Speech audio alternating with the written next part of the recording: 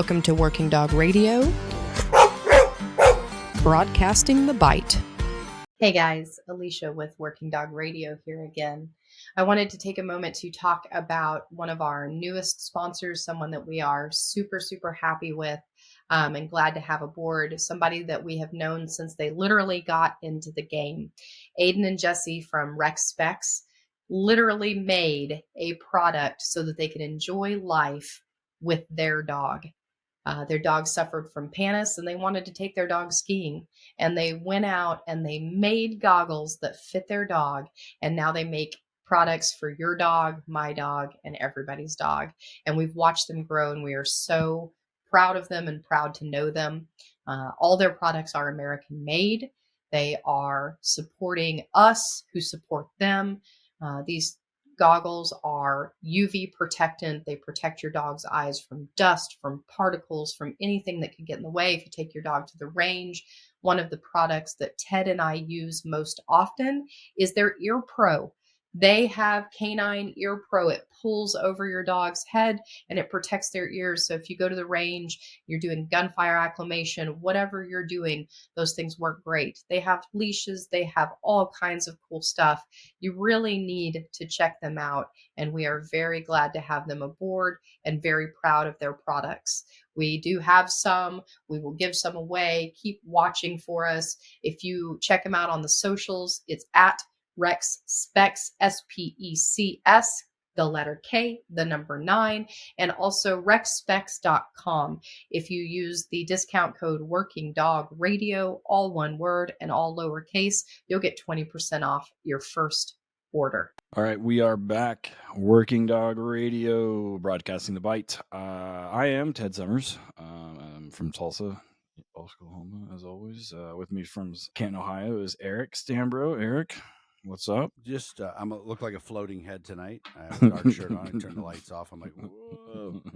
But there's this light in the ceiling here, and if I turn it on, it looks like I have a halo or some globe thing going on over my head. Not a halo, actually. But so we're going to go with this look and see how it looks for a while. So, anyways, just doing a little bit of police dog stuff here. I just got units coming in for some maintenance training here and there.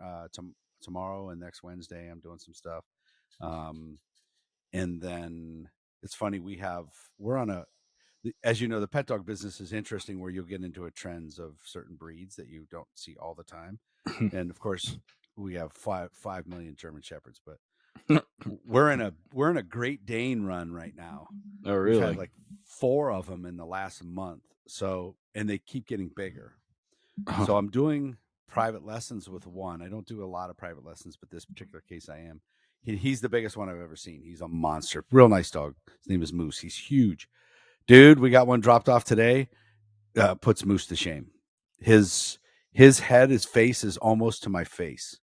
Just standing like even Steven. He's so gigantic. Nice dog though. Real easy play by, does the play stuff. Tail will slice your abdomen in half.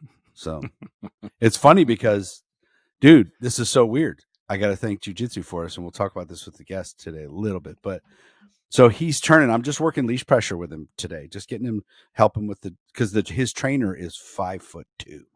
So I'm just helping her do some stuff. And he turns and he whips you with that tail. And it's a little stingy. So what I've been doing just naturally is I just block it. He's turning and just little hand block here. Whap, whap, whap. I'm going to start using my foot like butterfly hooks, if you know what that is, and just try to catch him. And I'm like, hey, yeah, it's actually, I didn't even think it just happened. So yeah, he ain't whacked me with that thing yet. So we're good. What about you? I had that huge handler school finish in January. Thank God. Everybody's certified. The dog that went to the OBN, second day out, first stop, 37 pounds of weed. Another dog went out with the sheriff's department, and one of my senior handlers, same department, rode with him, and they ended up like the kids. He and Vito, the dog's name is Vito. First day was their second stop, snagged 83 grams of MDMA, so aggravated trafficking charge. So the dogs are, as soon as they get done, I tell them, I'm like, all right, you graduate on Friday, and Like, now here, go off and go find stuff and bite people. Or I'm sorry, go off and find things and find people and tell them to give up. But yeah, so my next class is April. So we're getting all that shit ready. I've got 11 or 12 dogs in that class. So damn. Yeah, I'm trying to get tracking in before the weather sucks. So we set a record high today, and tomorrow morning the wind chill is supposed to be in the teens. So you wouldn't know it based on my clothing attire. I'm wearing a sleeveless t-shirt. So yeah, I won't be have that on tomorrow. That's for sure. So other than that, and get ready to go to Blue Line. We've got HRDs booked up through the rest of the year. And so you and I are instructing at Blue Line, and then we're doing hits in New Orleans. And then I'm instructing at the Oklahoma Sheriff's Association conference, and probably the Oklahoma Chiefs of Police thing also. So those are in like August and October, I think. But yeah, so who do we got going on tonight? So our guest tonight is a returning guest. It's been a minute. He was on episode 42, so go back and take a listen to that. We're talking about some obedience stuff on there. He's a buddy of ours. We've known him for a while. He been working with sport dogs, police dogs, pet dogs, lots of humans, doing some decoy work, although he may have retired the suit. I don't know. We're going to have to talk to him about that. He is a jiu-jitsu purple belt, I believe, who is back into it pretty heavy. We took some time off, is back into it pretty heavy, and is like, I'll kick your ass. Of course, yes, as you should. But I know. No. But anyways, the from Socratic Canine is our good friend KD Mathews. KD, how are you doing, buddy? I'm doing great. Great. Thanks for having me back, first and foremost. I mean, I had a blast on our first episode, so the opportunity to come back and hang out with you guys again and have some conversations for the listeners, I'm stoked. So I'm very appreciative. Thank you. It's always nice when we have somebody that is in kind of straddling both worlds of the working dog stuff and the pet stuff. You know, we always talk with each other about how similar they are. There's differences, but how similar they are, and people in the working dog world just don't understand how similar they are. Was I right? Is the suit hanging? I have a brand new, spanking new suit that I bought 3 years ago. Oh, and I haven't put it. It hasn't been bit yet. I'm done. I'm done. I mean, at the time, I was still tinkering, and it was mostly some long-term clients that I was still kind of catering to on the side. Mm-hmm. And I mean, the main reason is I can't work an upper body dog. I ruptured a lower lumbar, so L5 S1 is completely exploded. Oh. Like, they told me never to wrestle again. They told me never to do anything again. Of course, I didn't listen. With that, I'm good with everything, but for me to work an upper body dog, it has to be a very experienced pushing dog. Like, it has to be a really good dog, which no one's going to want me to work those dogs because that's outside of my realm. My specialty was always building dogs, working weak dogs, and getting them up to pass them off to guys like you. Well, those dogs pull until you teach them not to. All it takes is one good pull, and I can't walk for a week. Wow. Yeah. So it was like, it wasn't my bread and butter. It became something that was always fun and a passion. Then, like, this isn't fun anymore. And now it's sitting me down from other things I like doing. And no, nothing's going to get in the way of jiu-jitsu. Like, nothing, especially not anymore. So, and I lost the desire to do it. So now I just sit and sideline and keep my mouth shut while I watch everybody on social media making all the mistakes I made before there was social media. Thank goodness. When I was, catching working dogs like every single day. I didn't even have Facebook back then. Yeah. So I'm just the guy who knows what's going on, but no one knows that I know what's going on. And I usually just sit back and watch. So before we get into the dog stuff, we have a lot of guys listen to the show that do jiu-jitsu, and I do. I don't talk about it on here a ton because, it's like CrossFit people. You just, if you talk about that shit all the time, if that's what you do. With your back, when you came back into it, what are you doing differently to mitigate that? Is change your game completely? The more I do jiu-jitsu, the better my back feels. Oh, nice. Yeah. So, when you have a lower lumbar issue, it's really about strengthening all your spinal erectors and basically all the muscles we don't know the names of? Mm-hmm. Like Yeah, right. all those little tiny things that don't look, you don't get a pump when you do them. You can't see them in a t-shirt. It's, if you were to picture your core, your torso, these are like rebar and cement. It's the muscles that hold everything up. Well, when I'm very active and doing jiu-jitsu regularly, those muscles are constantly being activated and worked. And what do you know? Those are the muscles that take all the compression off the spine and keep the spine from taking the abuse. So it's one of those things where you got to stay active. And then I have stuff I do in the gym to complement that. Like the front squat is the exercise that all of us should be doing. Yeah. Putting that weight on the front of your body, that's what actually rehabbed me from when I first, I ruptured it in 2006. So I was a blue belt, and that sat me down for 6 years. I didn't know what to do. And I had a buddy of mine who was really big into catch wrestling, and then he was getting into jiu-jitsu, and he knew me, he knew my background, and he's like, dude, you're pathetic. Like, look at you. I'd fallen apart. Like, he's like, this is disgusting. We got to get you back. The exercise that got me back again was the front squat. And working on my core. Next thing you know, I'm back on the mats and I'm rolling, and the more I started training, the better my back started feeling. So now I'm good.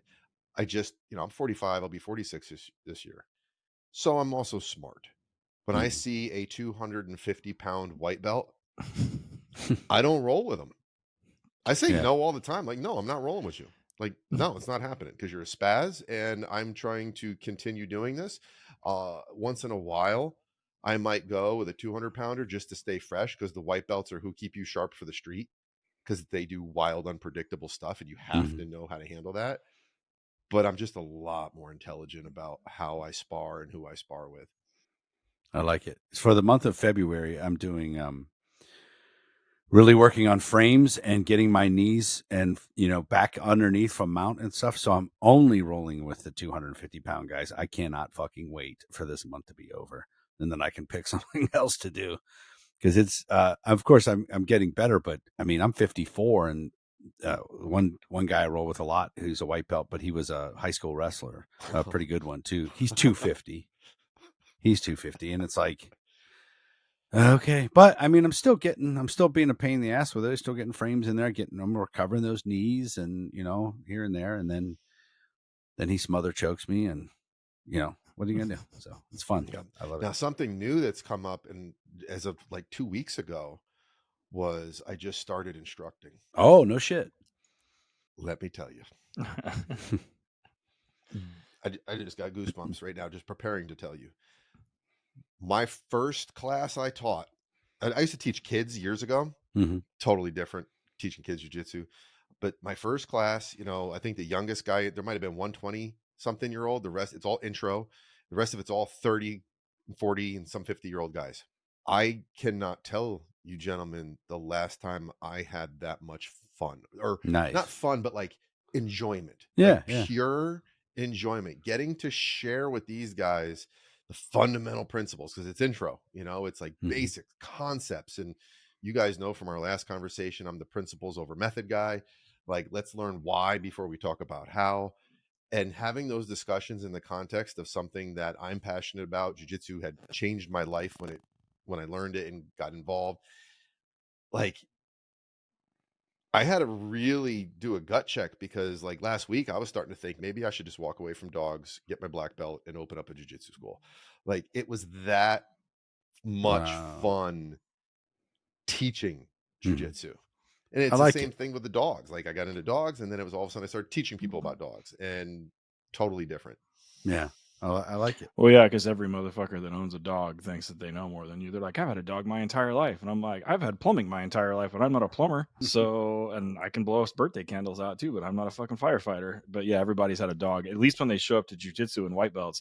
I remember the first time I went, like, everyone's motivated to be there. They're motivated to get their ass kicked. So they listen, right? So it's kind of like teaching people to decoy too. Like, they're motivated. They want to be there. They're like, yeah, I'll listen, right? Versus pet people are like, No, I know better because I've had pit bulls my entire life. I know. And I'm like, bitch, if that were the case, you wouldn't be fucking talking to me.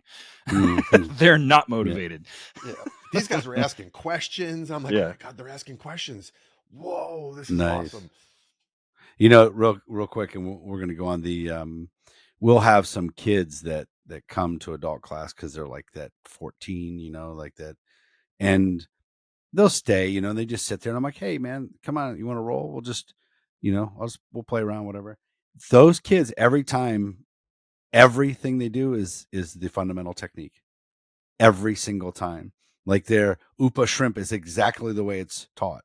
Their whatever, if they try a cross collar choke, it's exactly the way there's arm bar from guard, exactly the way it's all. And I love it. I just laugh. I'm like, yeah. And they remember it all the time. Little sponges.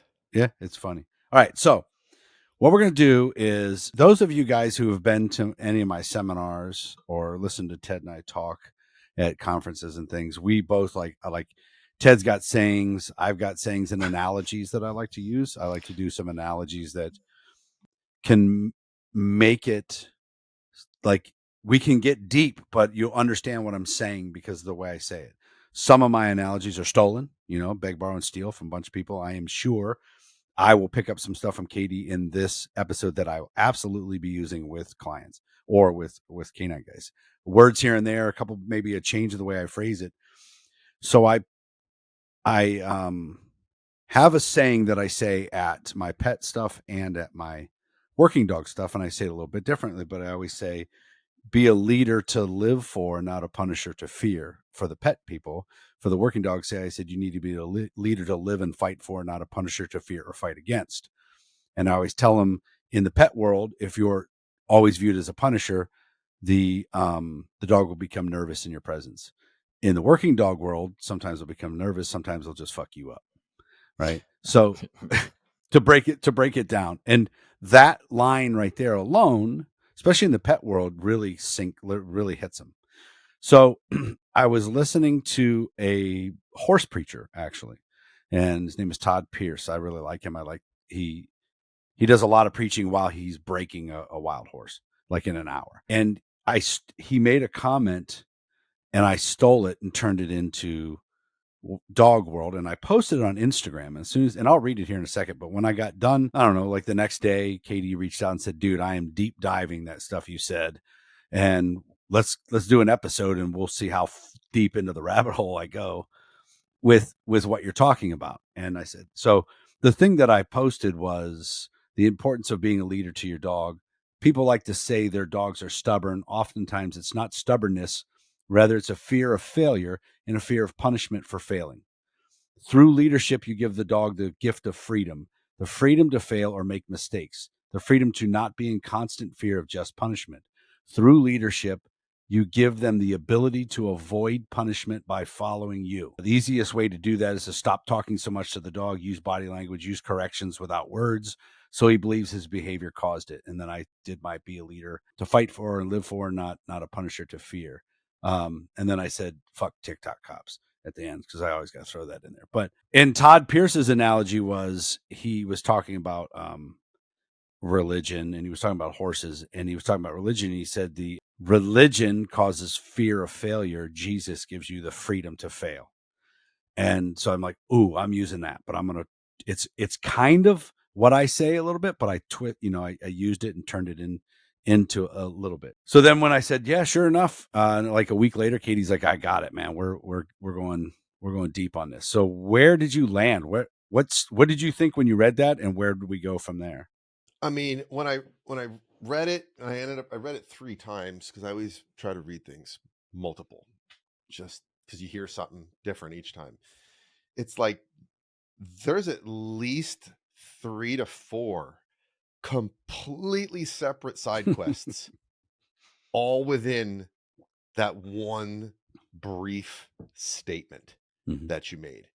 And where my mind went in reading your post is, I also think about your audience. I think about the primary type of work that both of you guys do, and then running it through the filter of, I mean, for those that don't know, we weren't kidding earlier when I said the suit's brand new. Like I don't do any work with working dogs anymore. I'm in the pet side of things. So comparing what I do know from my time working with high-end dogs and dogs that are out there doing some stuff and their handlers, and then comparing it to the relationship, because really that's the umbrella that all of this dialogue falls under. Leadership is a component under the greater topic of relationships. Mm-hmm. I was just banging them back and forth in my head with, all right, what's Eric talking about here? There's this whole idea of punishment. Where does punishment fall within the nature of a functional relationship?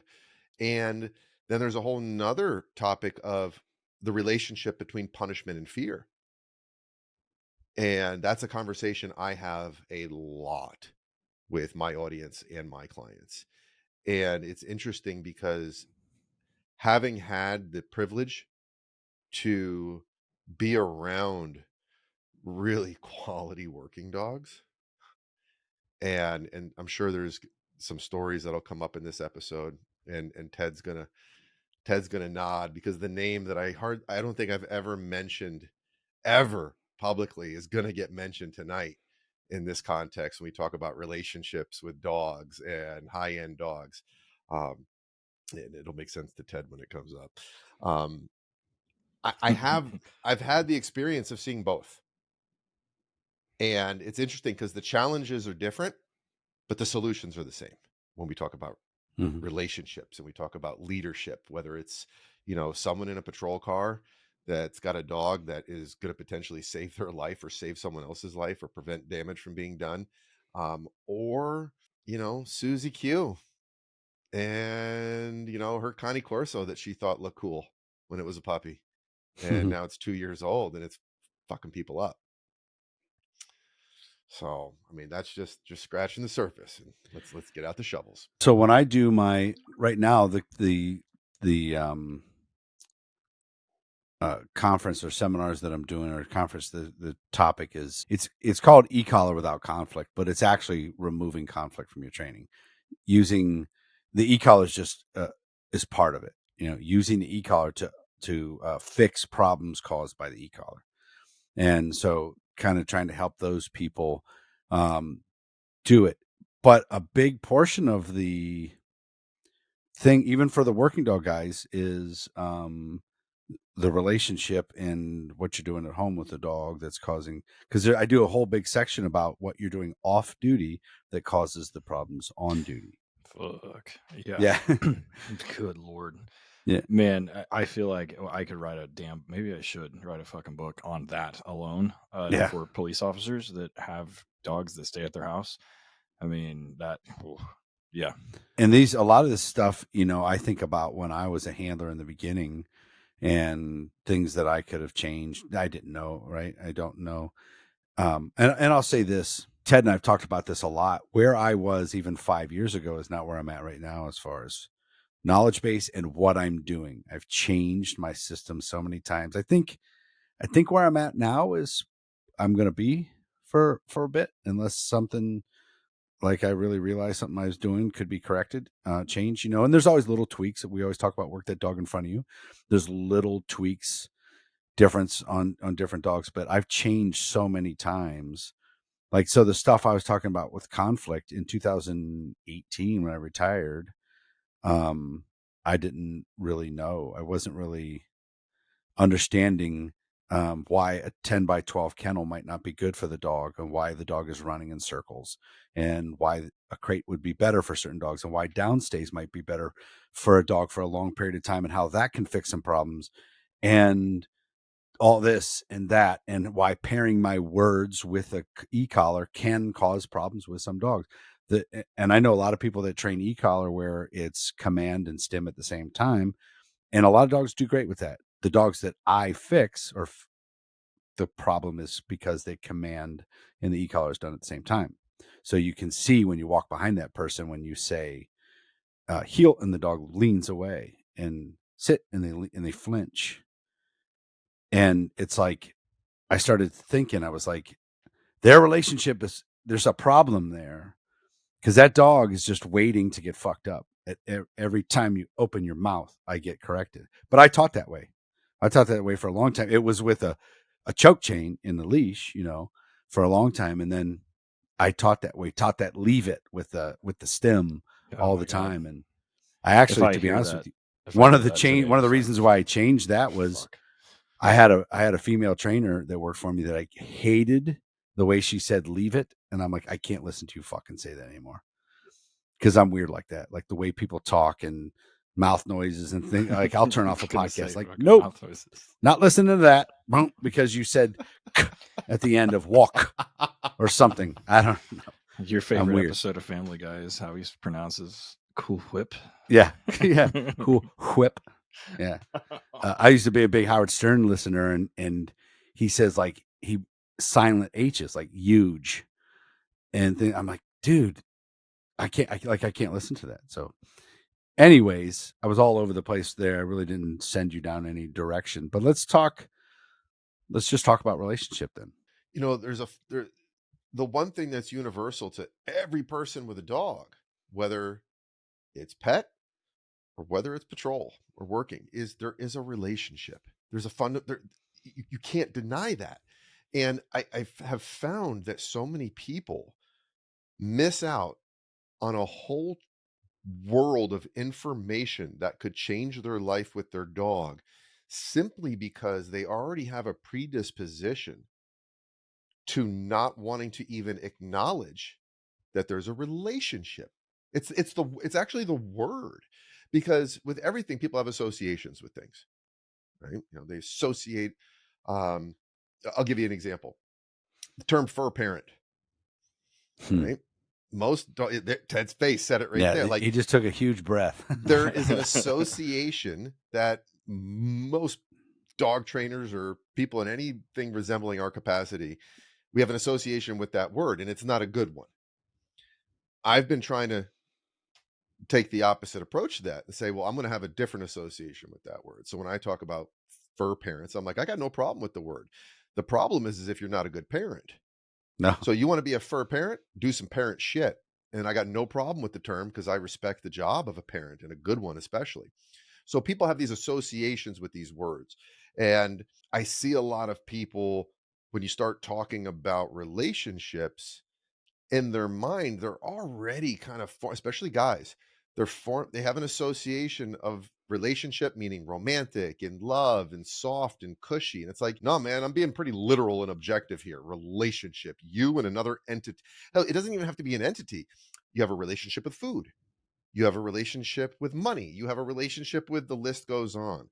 So step one is, let's get over these subjective, ego-driven associations with the word relationship. Like, I don't care how high speed you and your dog are, and you could be doing some pretty epic shit.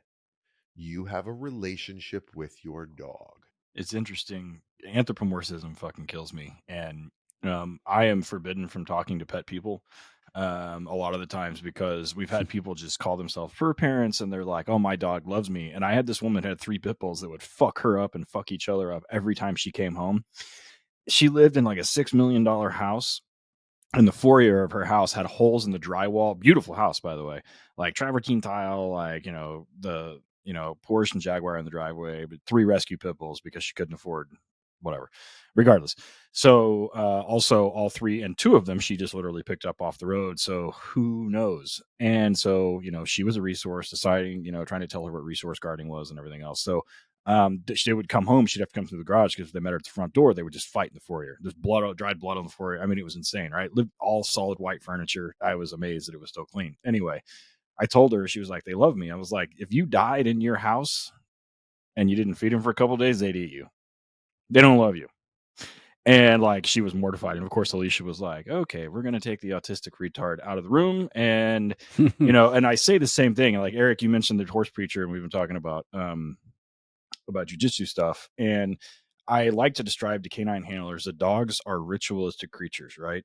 And I remind them, I say, dogs believe in magic, and dogs also they're extremely ritualistic, and I kind of have to tell them, like, a ritual is something we do to remind us of something that we believe.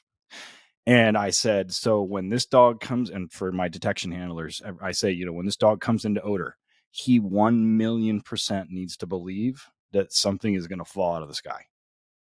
And it needs to be at a religious level. He needs to believe at a religious level down to his core that toy is going to come no matter what. And once we reach that point, we can start talking about variable reward schedules and everything else. But because of that, consistency is the key, and a ritualistic behavior, which is why we start tracks the same way. We start searches the same way. We start building searches the same way. We start outing the same way. We start everything the same way, because the dog is like, all right, we're doing something that reminds me of something that I believe.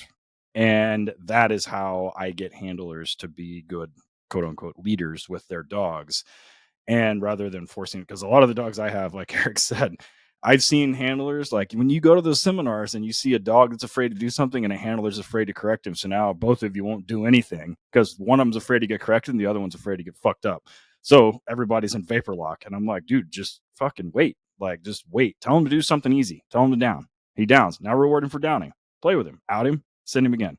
And all of a sudden, right, we break that ritualistic cycle, and instead of having a ritual of a good outcome, it's like Eric said, the relationship has been damaged by horsepower. And it comes from, and we've mentioned it every podcast we get a chance, of dudes that were trained in the 90s that want to fucking hammer dogs and choke chain only and reef on them. And a lot of the dogs I've gotten in recently, I can't do that with, because if I do, I'll end up wearing them. Like they're and a lot of the dog, I have to tell handlers, I'm like, you're not gonna make this motherfucker do anything. Just tell him to down, he'll do it. You're like, plots, and he downs, and I'm like, look, so you don't have to do nothing. Just tell him to down, he'll do it, rather than fucking reef on him and yank on him. So yeah, Katie, you probably came up during the era of alpha roll, way back in the day. I never, like, they talked about it, at my place when I was there, and I was like, yeah, I don't know shit, but I'm not doing that. I'm not like not because I felt it was cruel. I'm not getting my face down there, and I'm not trying, and if you guys watch when dogs play and fight and play with you, they do jiu-jitsu. Them motherfuckers got elbow knee connection. They got fucking frames and teeth. That's the big difference. All right, I'm glad you brought that up, because now we have some direction. Right. I just saw the side quest that has become the main quest, and it's this concept of, it falls under the umbrella of leadership, right? Alpha, dominance. These terms are so profoundly misunderstood. Profoundly. And what tends to happen is people throw the baby out with the bathwater. So it's like, yeah, alpha roles are a bad idea for a list of reasons, including self-preservation.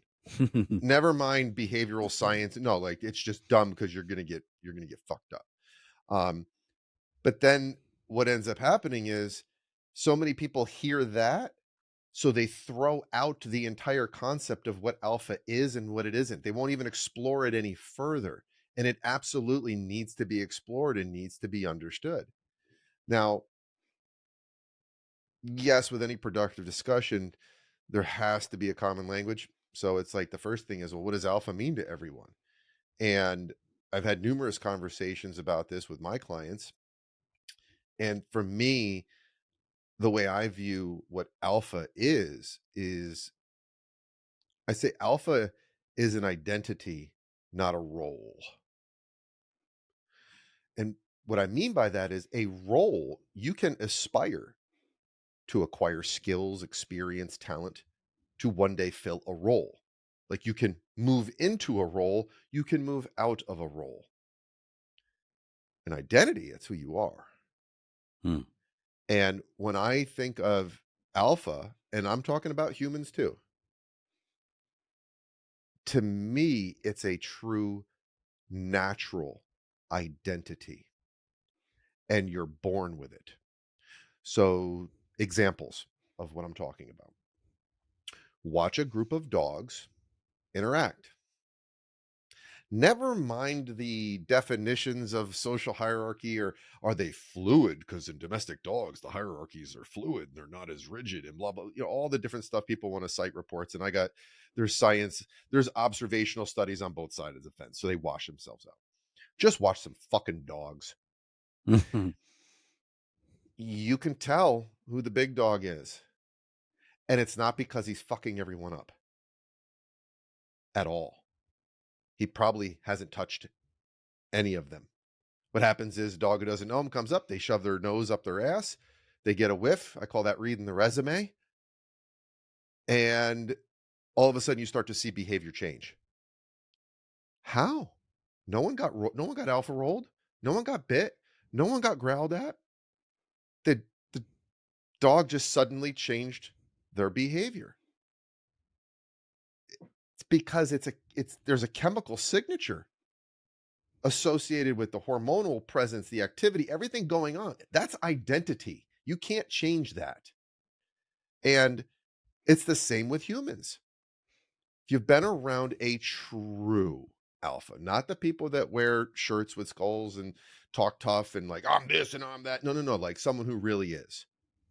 And Ted, this is like, you know who I'm talking about. I mean, and I learned this lesson from having the privilege and the time of having Wayne Dodge be one of my closest friends. I met him through dogs, and it became more personal. Like, it's like my big brother, right? Well, yeah, Ted's nodding. I told you, you'd know exactly where I'm going with this. I've had dinner with Wayne a couple times. Yeah, and if you've this is a person who they walk in a room and other men behave differently, just off rip, don't even know him, but there's just something's different. And him and I, of course, in our time together, have we've talked dogs a lot, probably talked fishing more, but like the conversations we have about dogs are interesting because him and I don't have a lot in common when it comes to that type of identity. I'm not that guy. I'm not. And that's been my journey with dogs, has been not being that guy.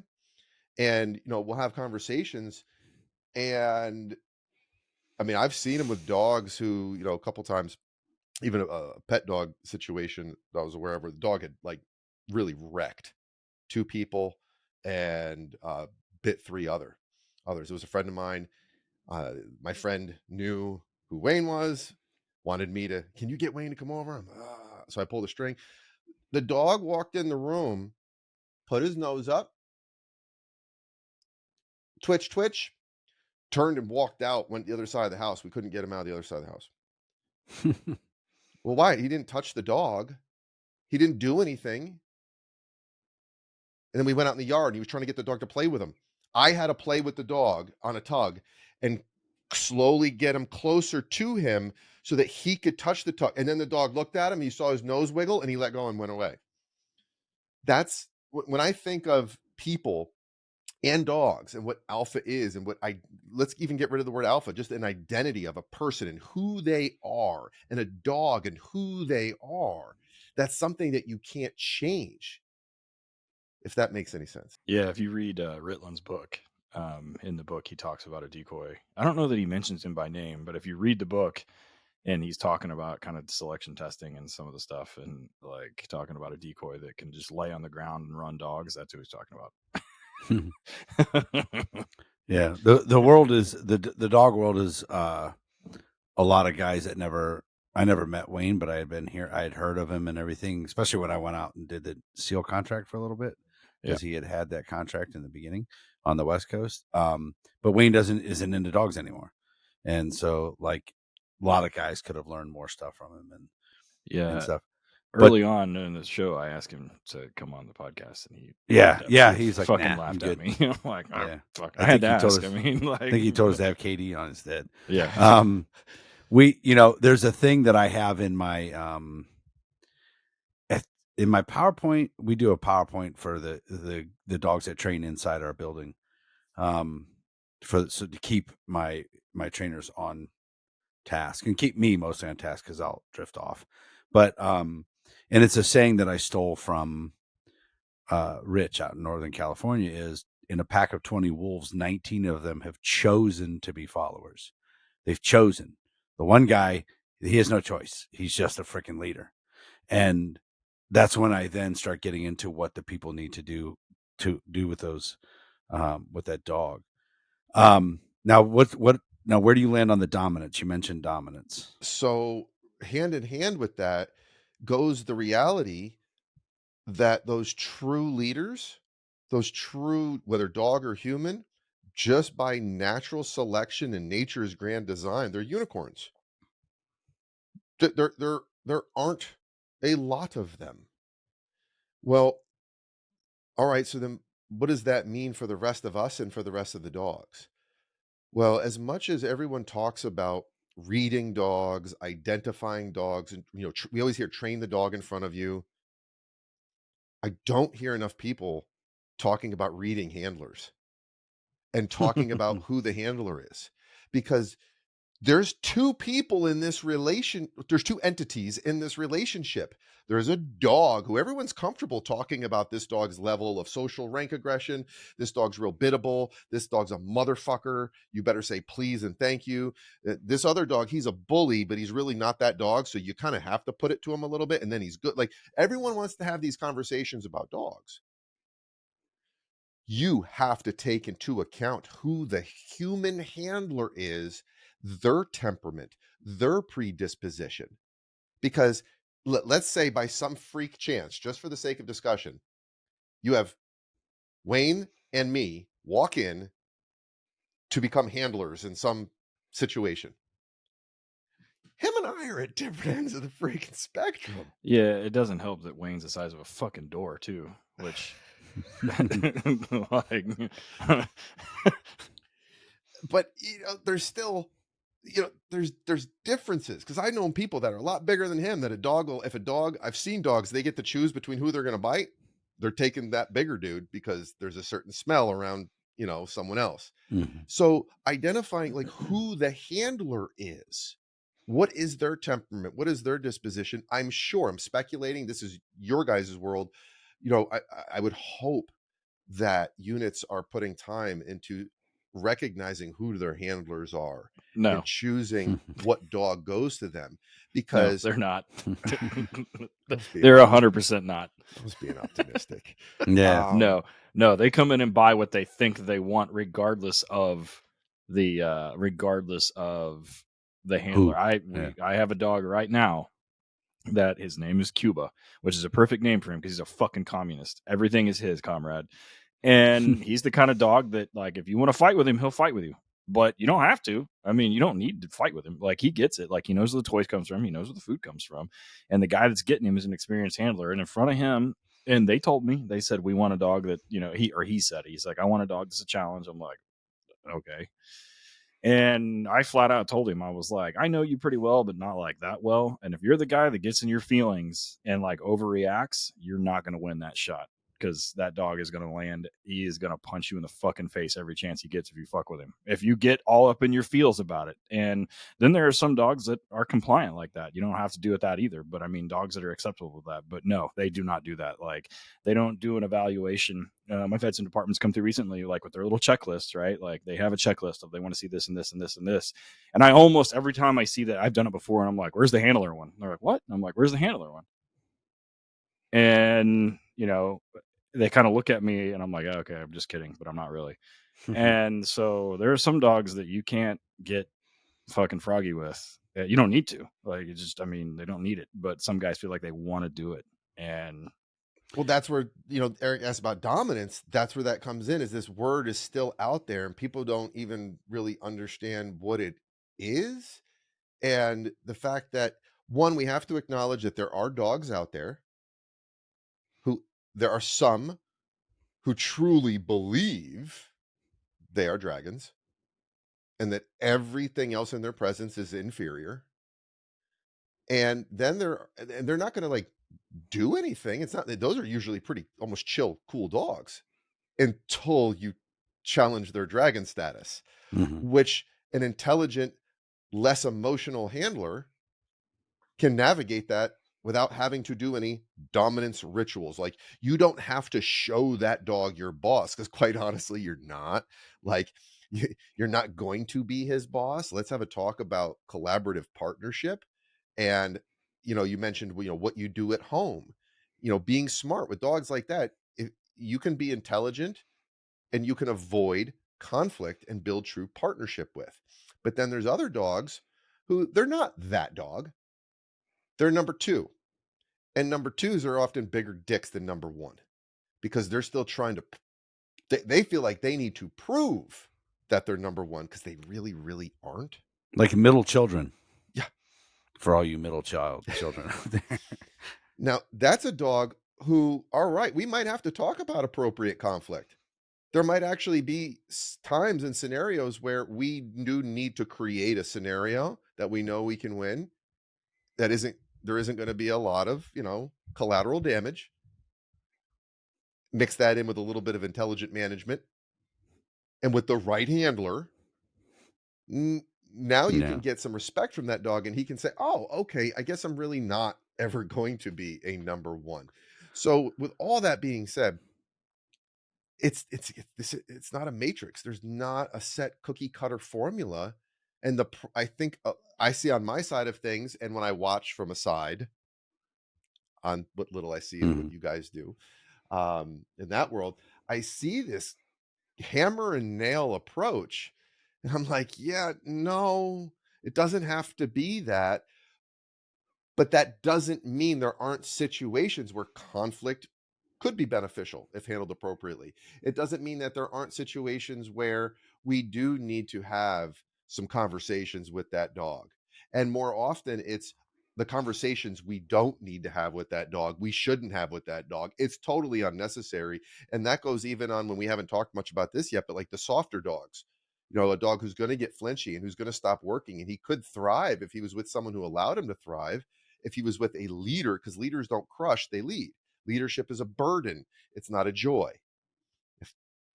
I like that. That's pretty good. Sense. I'll be using that. So real quick, before we go on first commercial break, the one thing I do want to say is, and kind of akin to all this, and I actually don't know if I may have brought this up to Ted, or we may have talked to, I can't remember. So one of the big changes I've made recently, and the problem in the line of work that we all do, whether it is working dogs or pet dogs, I have been lately mostly more pets than working dogs. We do my business. We do 30 to 40 dogs a month inside and outside the building. And Ted's got this 12 dogs coming up. We have a timeline, right? We got to get dogs done. We have a few weeks, months, whatever, a couple months, not fucking a year, not 2 years. We have to get in there and do the work. So like for us, the first few days is always real rep heavy, right? Rep. But what I started doing to my trainers is I'm like, listen, let's pick a hill to not die on. And what I started to do, because of my whole anti-conflict thing, was stop fighting with the dogs. And people are like, well, you can't give in. I'm like, I met this dog yesterday and I'm trying to force him into a down. And so things like that, I used to do it. We used to do it because, listen, we have to get this done. He has to do this, rather than kind of let the dog work his way through that and give in on his own and do it. I just started just not doing, even with police dogs. Like, I'm just not going to fight those certain things. Are you like I said down in the very beginning, down is fucking down and you will do it? Or do you kind of take a different approach? One of the reasons why is because some of these dogs we get from Europe, they're like, one more, motherfucker, one more. I met you 3 days ago and you're going to try to fucking force me into a down or whatever that thing is. Where do you fall kind of in that training philosophy? In any context that I'm working in, the down, sit, basically, let's call all of that obedience behavior, is absolutely last. In my online program, which is pretty in-depth, many modules, lots of work they do, obedience is locked. Like when they enroll, they can't access it. Because to me, That obedience, that's the fucking easy part. That is so simple and so easy to teach a dog what you want him to do when you want him to do it. The reason why I do it last is because there's another component to that, which is you have to do it. And that you have to do it is the last part. And it will go a whole lot easier if you established a functional relationship with them in the beginning. So I don't want anybody working on downs and making a dog do these unnatural, human convenient behaviors, essential behaviors, because they need it to live in a human world. But that comes last. Building a functional relationship comes first. And what does that look like? Well, I mean, it can look at it depending on the environment that the dog's in. Is this a board and train? Is this, working with a dog that's living in the person's home and they're doing the work? It's things like, how about we just become relevant to the dog? And when we're talking about pet dogs, that dog needs to be focused on the owner, like obsessively focused on the owner in environments. Well, how do you become relevant? And it isn't always going to be with food. And that's where we work on. I'd much rather, whether it's me doing it, whether it's a client doing it, let's work on some respect stuff. Let's work on establishing some boundaries in this relationship. That thing that we're supposed to do even with humans that people don't do. Like, hi, nice to meet you. Oh, wait, hey, I don't do that. We're not going to do that. You're not going to touch me that way. You're not going to talk to me that way. These are things, the essential pillars of any functional relationship is, establishing and maintaining healthy boundaries. You do that first. Now, there are some dogs where that's more essential because they're constantly testing and pushing and it's never been done. There are other dogs where there really isn't that much of an issue there. So that process doesn't take too long. But yeah, I'm not, to go specifically to what you said, like, no, we're not. Even if it's only 4 weeks, like, we can get a lot of that done so much faster in much less time if we spend a little extra time establishing a relationship of trust, communication, and respect first. However different that might look for each individual dog with their individual temperament and predispositions. And for me, because I'm not working with the dogs much, hardly anymore at all. I'm working with the dog owner. I have to go back to what I was talking earlier about, which is we got to temperament test that owner. There are some people who I'm like, yeah, we're going to work on this boundary and you're going to give this dog a little poke right in the dang chest when he goes out that door. And then there's others where I'm like, yeah, that handler isn't ready for that. So we're going to work on some management and some intelligent movement patterns and functions and rituals. And we're going to go that way. My manager, Amanda, my training manager, always tells people, if you just did boundaries, that type, like set yes, no, black, white, always, never, set those boundaries, you probably wouldn't need us. Like, you wouldn't need training. If you just did that, you probably have a pretty good life. Because most people don't, they want sit down, some of those things. Those are cool. But what they actually need is a dog who's not an asshole to their guests, doesn't jump on them, doesn't fucking climb on the counter, doesn't fuck around. One last statement before the commercial. Ted and I both talk about this a lot, how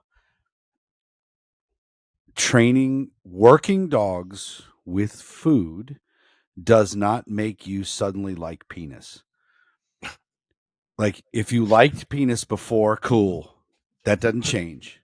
If you didn't, still doesn't change. It's not mutually exclusive. Right, yes. It is still a thing when I travel around the country. And Ted and I, and I'll be honest with you, I didn't start using food until 2015, 16.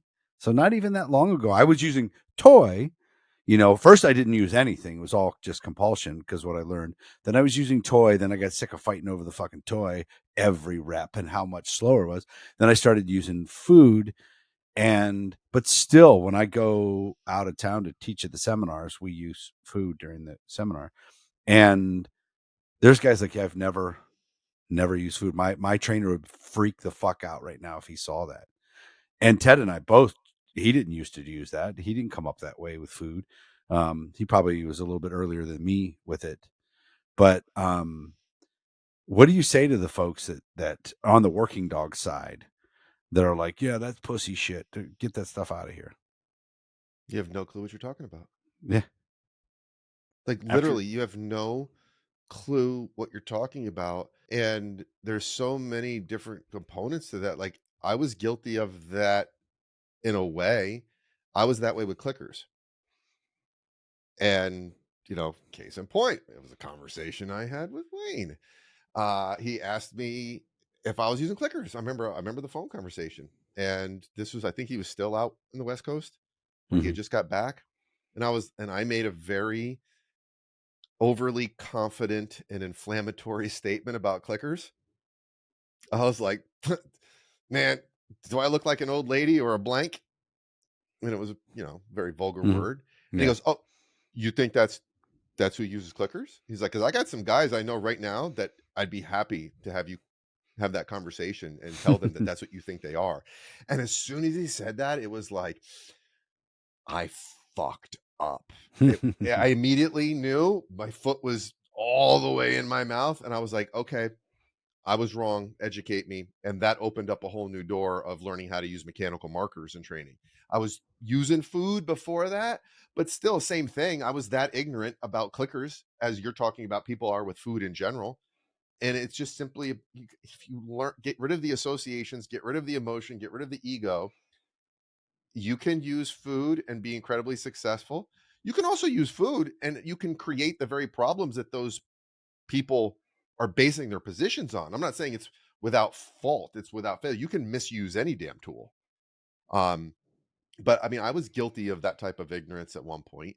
But I moved past it immediately. It was very easy for me to let go of that, and open my ears and shut up and listen. And thank goodness, because I learned so much from that experience. Great. All right, we're going to go ahead and take our first commercial break. We come back. Ted, I think I interrupted him. I think he's got something to say about this, but we'll do it when we come back. And then I want to talk about love when we get back.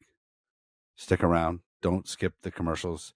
And the discount codes are in the show notes anyway. So Ray Allen Manufacturing is one of our longest relationships that we've had, especially me.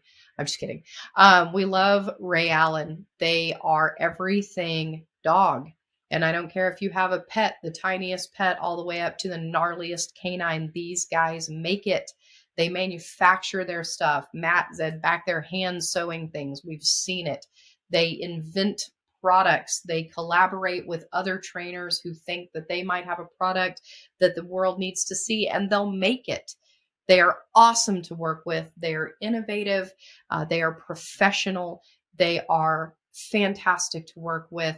Every one of Torchlight's dual purpose dogs goes with an icon vest.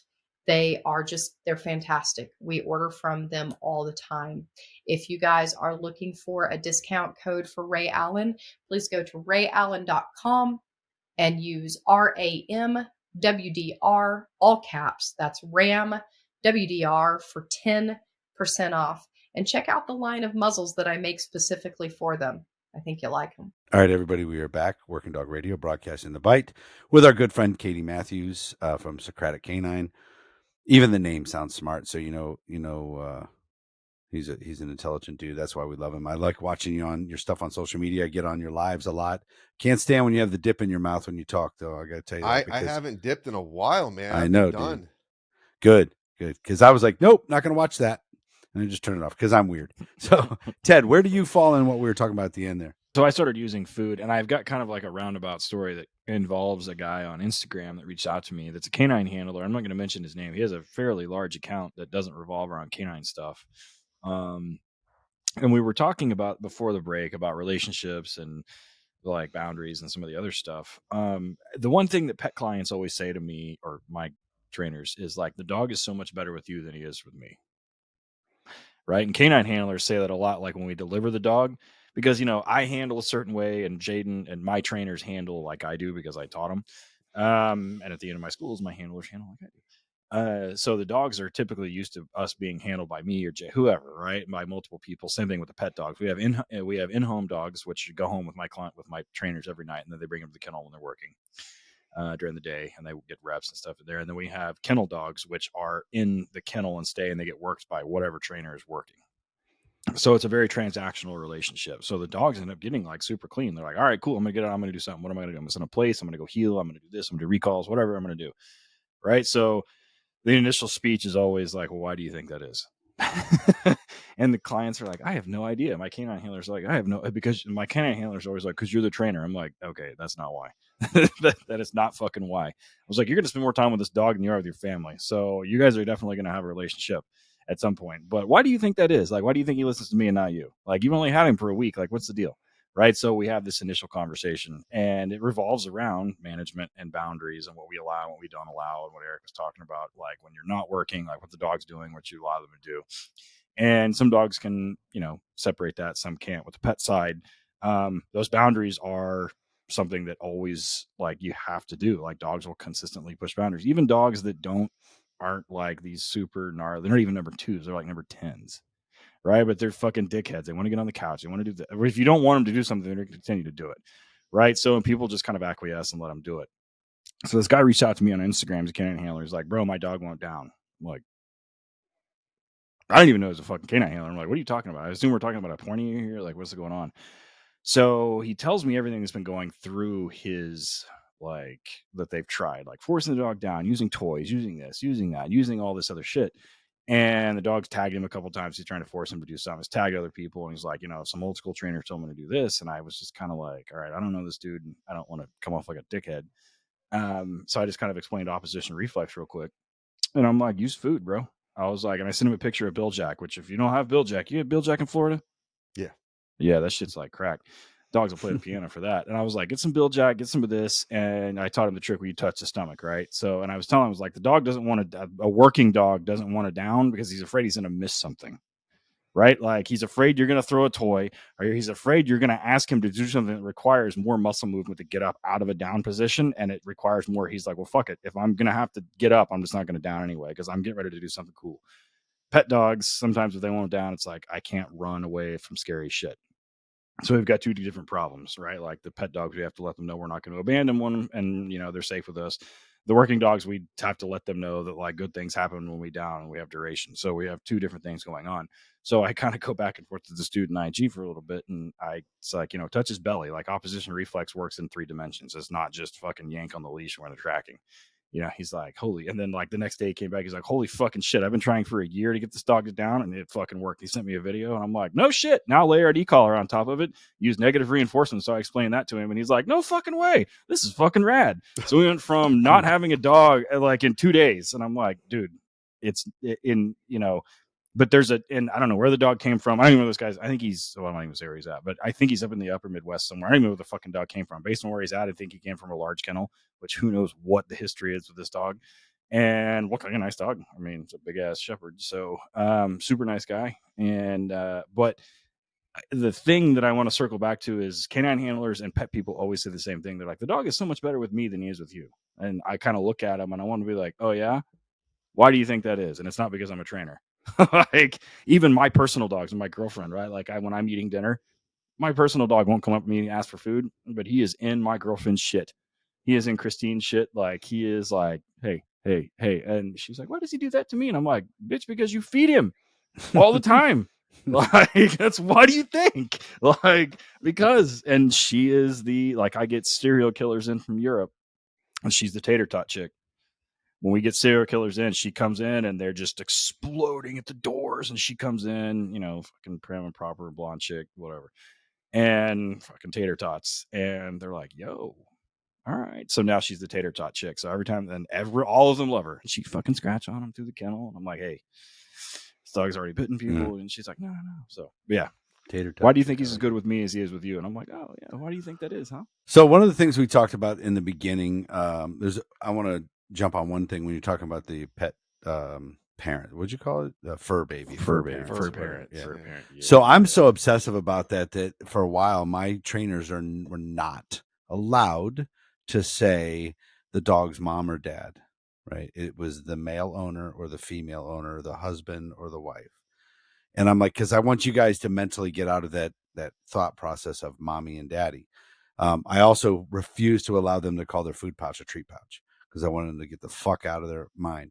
Dude, I gave up on fighting that fucking thing, because I know what you're saying when you tell me the dog's mom or the dog's dad. Doesn't mean that's the way they look. But what I am 100% going to steal is you want to be a fur parent, act like a fucking parent. I absolutely, that will kind of close that loop on a lot of people. So I'm definitely going to take that. And then we mentioned anthropomorphizing and the dog's feelings. Handlers, police handlers and pet owners are convinced that their dogs love them, that actually show the emotion of love. Canine handlers like to romanticize that the dog will jump in front of a bullet, like will save their life on purpose, knowing that that's what they're doing. They live in like a real romantic fantasy. Like Rin Tin Tin? Yes. Like there's people that still train to say that their dogs can tell the difference between a phone and a pistol in the person's hand, whether that's a weapon, and they'll attack the weapon hand. And I'm like, there are human beings with reason and logic that shoot the wrong person who had a fucking phone. There are human beings that are 9th level black belt jiu-jitsu fucking ninjas that can't even read human intentions of other fighters, and we expect an animal that licks its own ass and eats cat shit to be able to read another human being's intentions. Every time I hear some fucking personal protection trainer say that, I'm like, how do you teach that? Like, how? Because if you can do that, you could make millions of dollars in the UFC. You create fighters that never get hit. Yeah. Ever. Right? Like, you could broadcast, ever. Like, and they look were at me like a few seconds ahead on my forehead. Yeah. So where and some people you cannot convince them either way, yes or no, about what feelings a dog actually does have, whether is love, fear, jealousy. Like, name 10 things that we feel as humans. Where does the dogs land? What do they feel and what do they not feel? I gotta be honest. I'm loving this question because it's making me reflect on the fact that I don't talk about it very much. Me neither. Like I talk about a lot of stuff, and Mm-hmm. especially with my clients, and it's we get into I talk more about emotion and relationships than I do how to hold a leash. But in terms of the dog's feelings, I try to keep it as objective and observable as possible. Because one of the problems that so many people, and I use the term people, I don't care whether you got a uniform on or an apron, like your people, is this projection of their own hangups, this projection of their own emotional stuff. And we all got stuff. None of us are special. We all got stuff.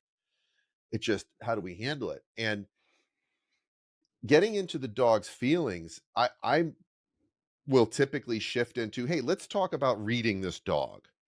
And not like what they're feeling, but like, all right, this dog's in a state of arousal. That's a useful conversation to have because we can all agree that dog's aroused.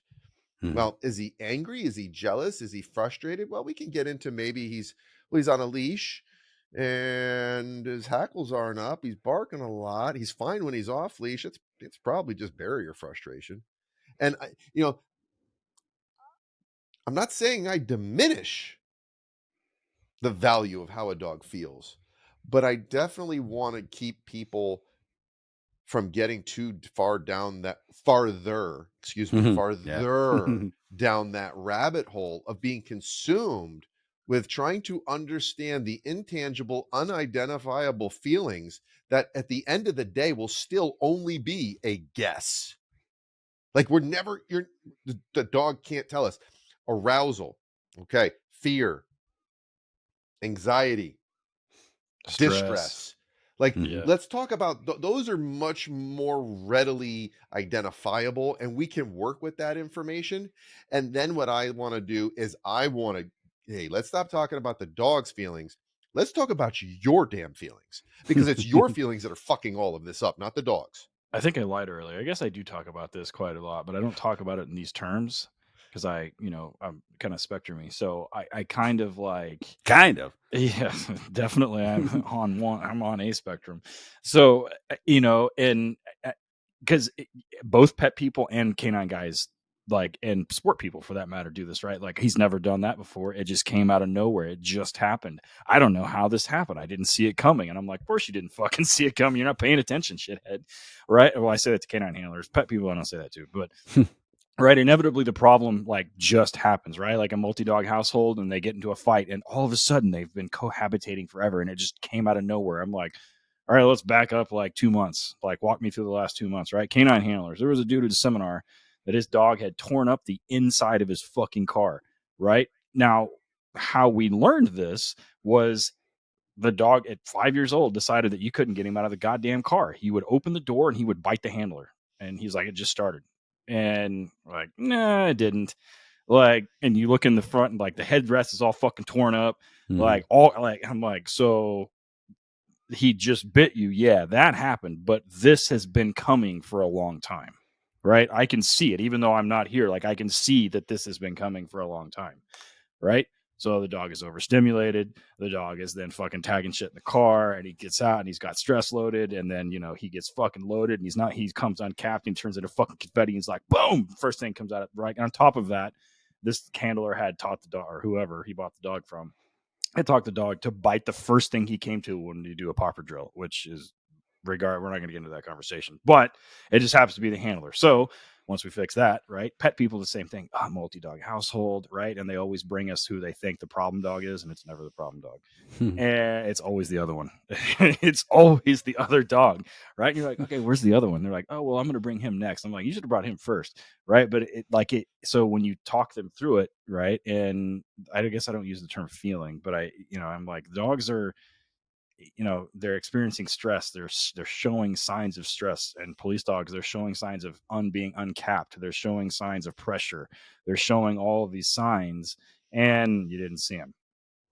And the inevitable outcome is they fucking tag you. They tag a backup guy. They fall out of, there's whatever on the working dog side. There's all kinds of crazy shit that happens. On the pet side, inevitably it is the errant dog fight with dogs that have seemingly cohabitated for with no problem, and seemingly out of nowhere, right? So that they decide to fight with each other, or it's usually like the dog goes into an unknown situation, right? Like, take him somewhere he hasn't been before, and all of a sudden he fucking freaks the fuck out and does something he's never done before. I'm like, oh, really?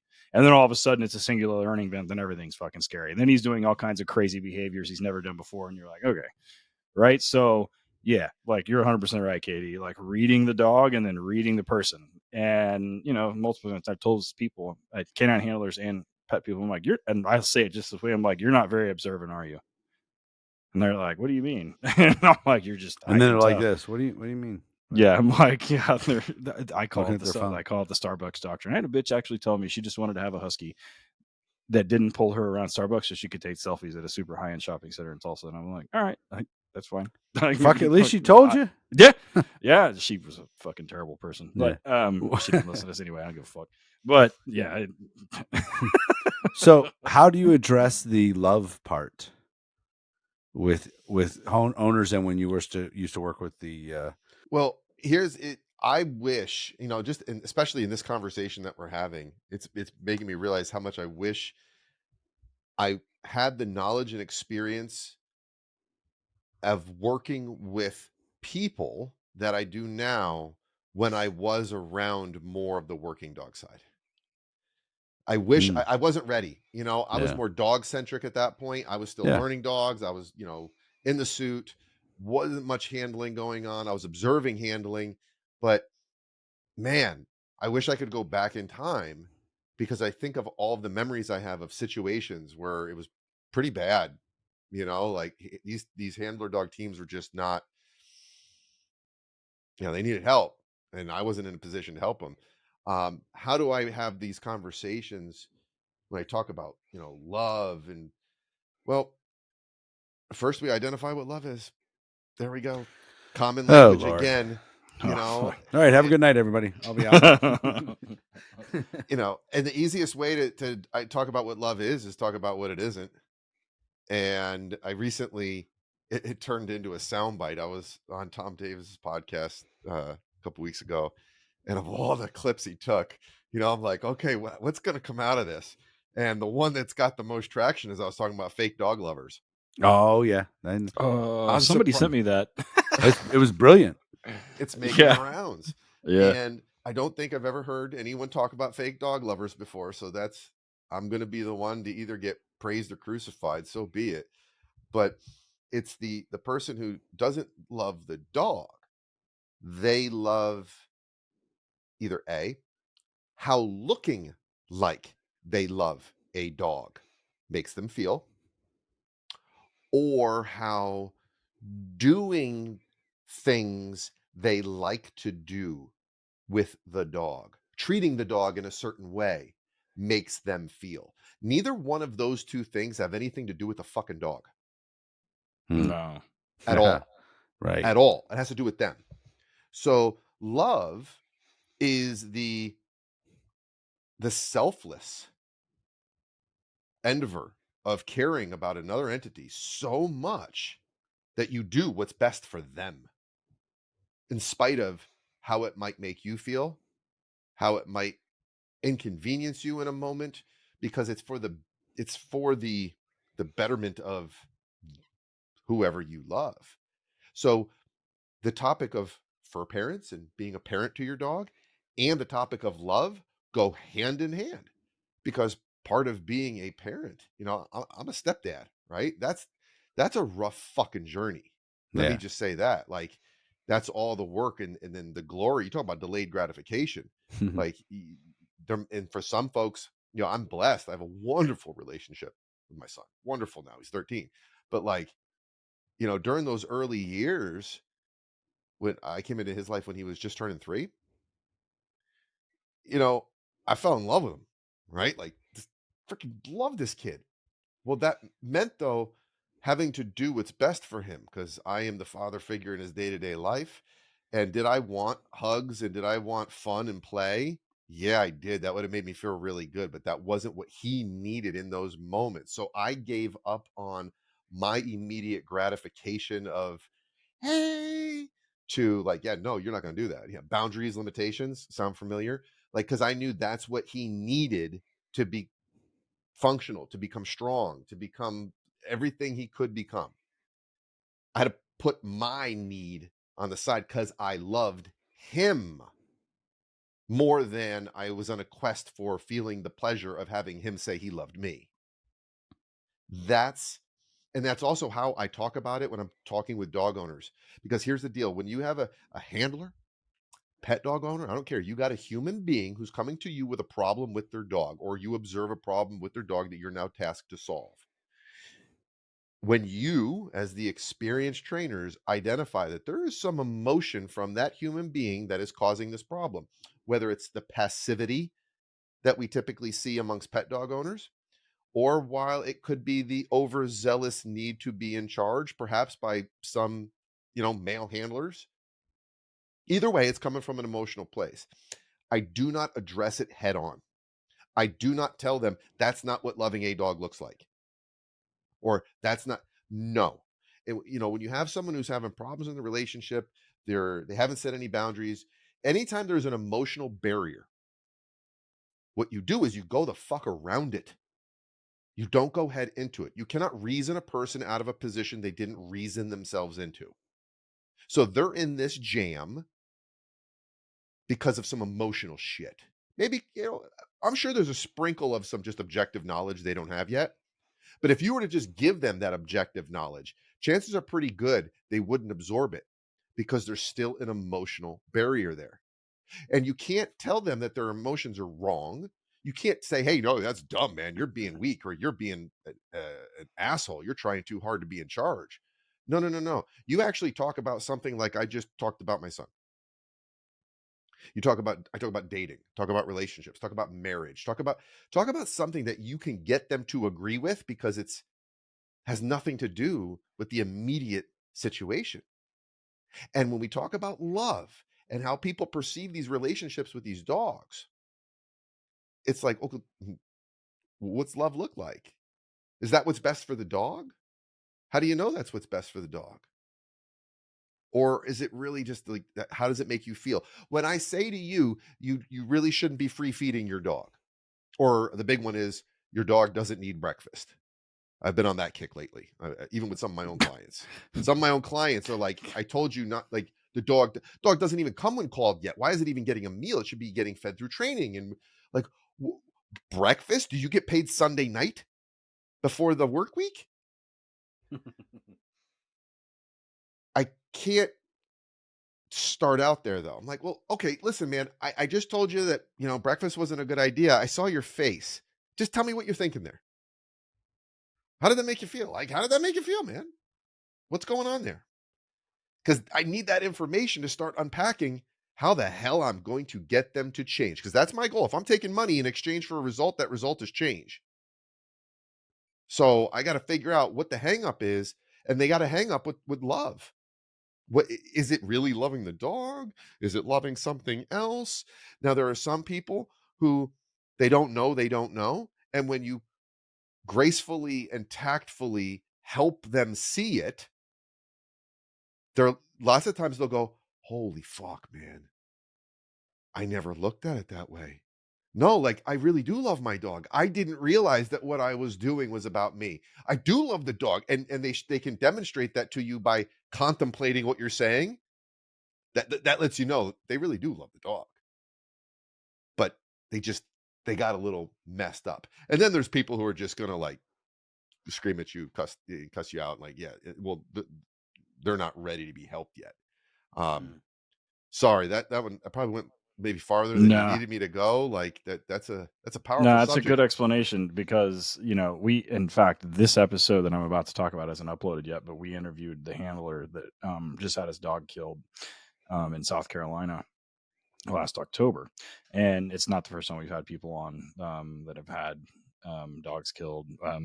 Eric has a close friend. One of his dogs, Jethro, was shot and killed. And, with canine handlers, I tell them, I say, look, and even during the episode that's about to upload, that handler, during the funeral and SLED, the South Carolina Law Enforcement Division, said that the dog saved an untold number of lives and all this other stuff. And conceptually, the dogs don't understand that. I tell canine handlers, I'm like, the dogs don't understand what a gun is. Like, they don't understand that there's a round that comes out of that thing at however many thousands of feet per second, and that it'll fucking kill you. And they don't understand that when they're sniffing for explosive odor, that if they do something incorrect, that they're going to die. And they don't understand, if they get close to fentanyl, that if they take too much or if they get in contact with it, we're going to have to fucking Narcan. They do not understand the danger that they're in when their handler is running code and driving at 110 miles an hour. And there's been dogs that have been killed and handlers have been killed doing that. They do not understand the danger that is going on there. Dogs, and Justin Rigney says this all the time, dogs are the most selfish animals on the planet.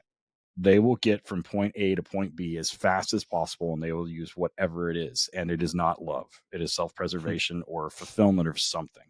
So in your definition, dogs are kind of incapable of showing love, and we as people have to do it for them. We basically have to show them love by putting them in positions that is making the decisions that they can't. And that's why when we and Eric and I have these handlers on that have had dogs that have been shot and killed, or dogs that have been stabbed, dogs that have been injured during deployments, it weighs heavy on trainers and handlers and canine guys because the dogs don't understand that. And we would like to internalize that as an act of love, but in our mind, I mean, you have to conceptualize it and say it's not. They're not doing this because they love me. They're doing it. That dog went into that building because he wanted to bite that motherfucker. He didn't know, even if he had a gun, he didn't care. Right? He doesn't know how a gun works. He didn't do it because he's trying to protect me. He did it because he wanted to fucking bite him. And at the end of the day, I think it helps us to, because even during that episode, it'll post before this one, but I was emotional listening to that story because it's fucking powerful. And we had the guy on from, we had the handler on from Indiana. We've had multiple handlers on that have had dogs killed, and it's emotional, right? Because a lot of times they do save human lives. And we would like to say that is an act of self-sacrifice, like they had a choice. And I guarantee you, every single one of those dogs, if they knew what was going on and you're like, all right, who wants to go? The dog will look at you and be like, all right, I'm in the car. yeah, I'll be in the car. Let me know how it turns out, bro. Yeah. I'll be like, give me the ball. I'll take off. They're not going to fucking, and that is, I mean, that's something that as a handler, the way that, and I tell my canine handlers, and I don't think I've ever said this on the show before, but the way that you show love is, or not love, but the way that you show respect for the dog is not putting them in situations where they will fucking kill themselves, right? Dog gun calls are not dog calls, despite what some goofballs want to talk about, like active shooter dogs and whatever else. So we don't bite people with guns. You shoot them in the fucking face. And Eric says it all the time. Go get shot with your leash in your hand. And if it turns into a gun call, I hope I see you on the other side, buddy. But I mean, it is what it is. But that's a powerful it's a powerful emotion, and it's probably one of the most powerful emotions next to hate, which I'm intimately familiar with. Fuck. The funny thing is, his definition of love, the word selfless takes dogs out of it. Then, like the dogs, where people are like, oh, the dog loves me, the dog loves me. If that definition, because it has the word selfless in there, the dog loves himself, and now he loves himself. There is something that some dogs are capable of.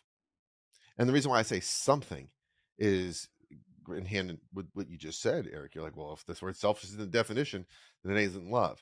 We all know, and anyone who's been around any number of dogs has known, been around, or owned and handled a dog that was just the sweetest, most affectionate motherfucker on earth. Like the type of dog that lit up when you walked in a room and wanted to kill everyone else that walked in a room. The type of dog that behaved a certain way only with you or with a certain person. And it was different, man. And it was fucking intimate.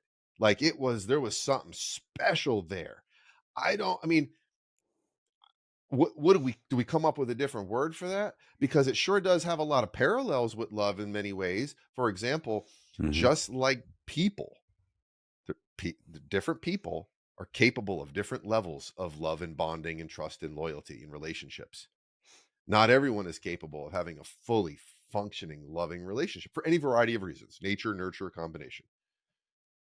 Well, dogs, same thing. Because then there's some dogs that are just fucking assholes, man. Like, I don't give a shit who it is. They're just fucking assholes. I said it, I'll say it again. Like, Shiba Inus is what you're talking about. They're fucking breed. Dickheads. They hate people.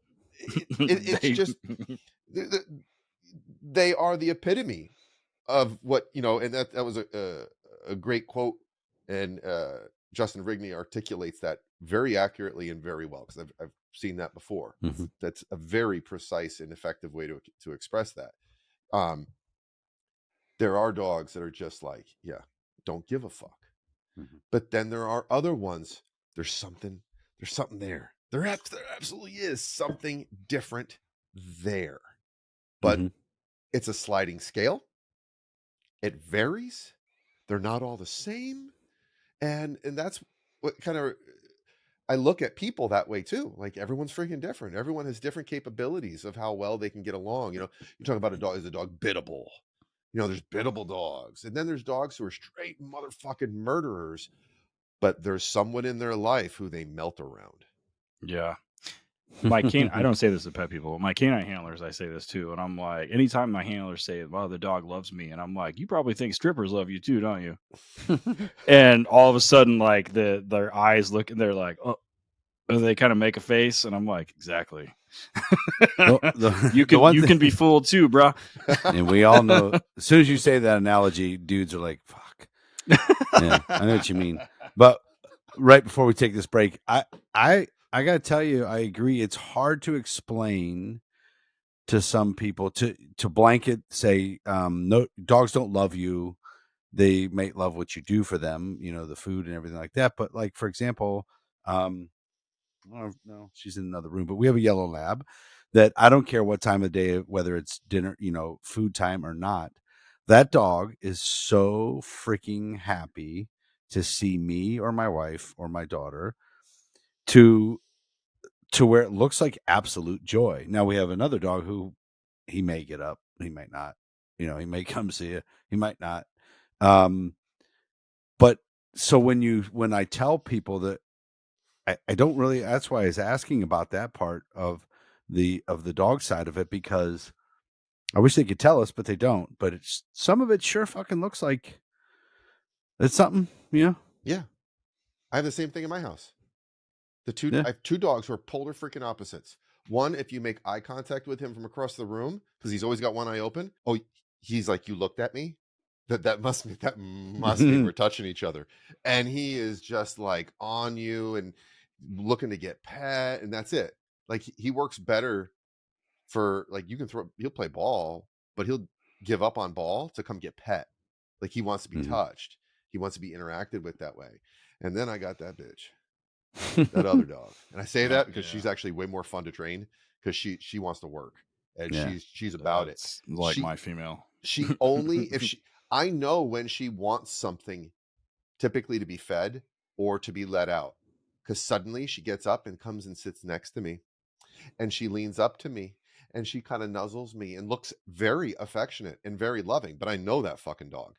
She don't, because as soon as you do this and like start to sit up, she goes to whatever it is that she is wanting from you, like the door or the food bin. And it's like, you female, like you never wanted to be pet. You didn't want to pet me. You never loved me. Never, know, and it's a totally different situation. Totally different.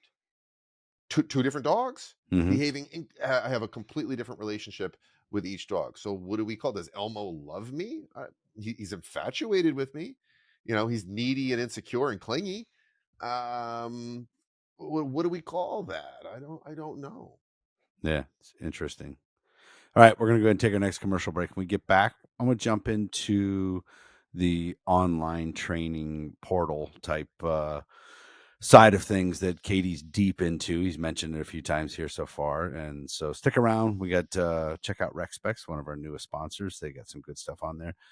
Ray Allen's discount code is new, guys. You need to go check it out because you wore out the other one. Yeah, you guys wore the other one out.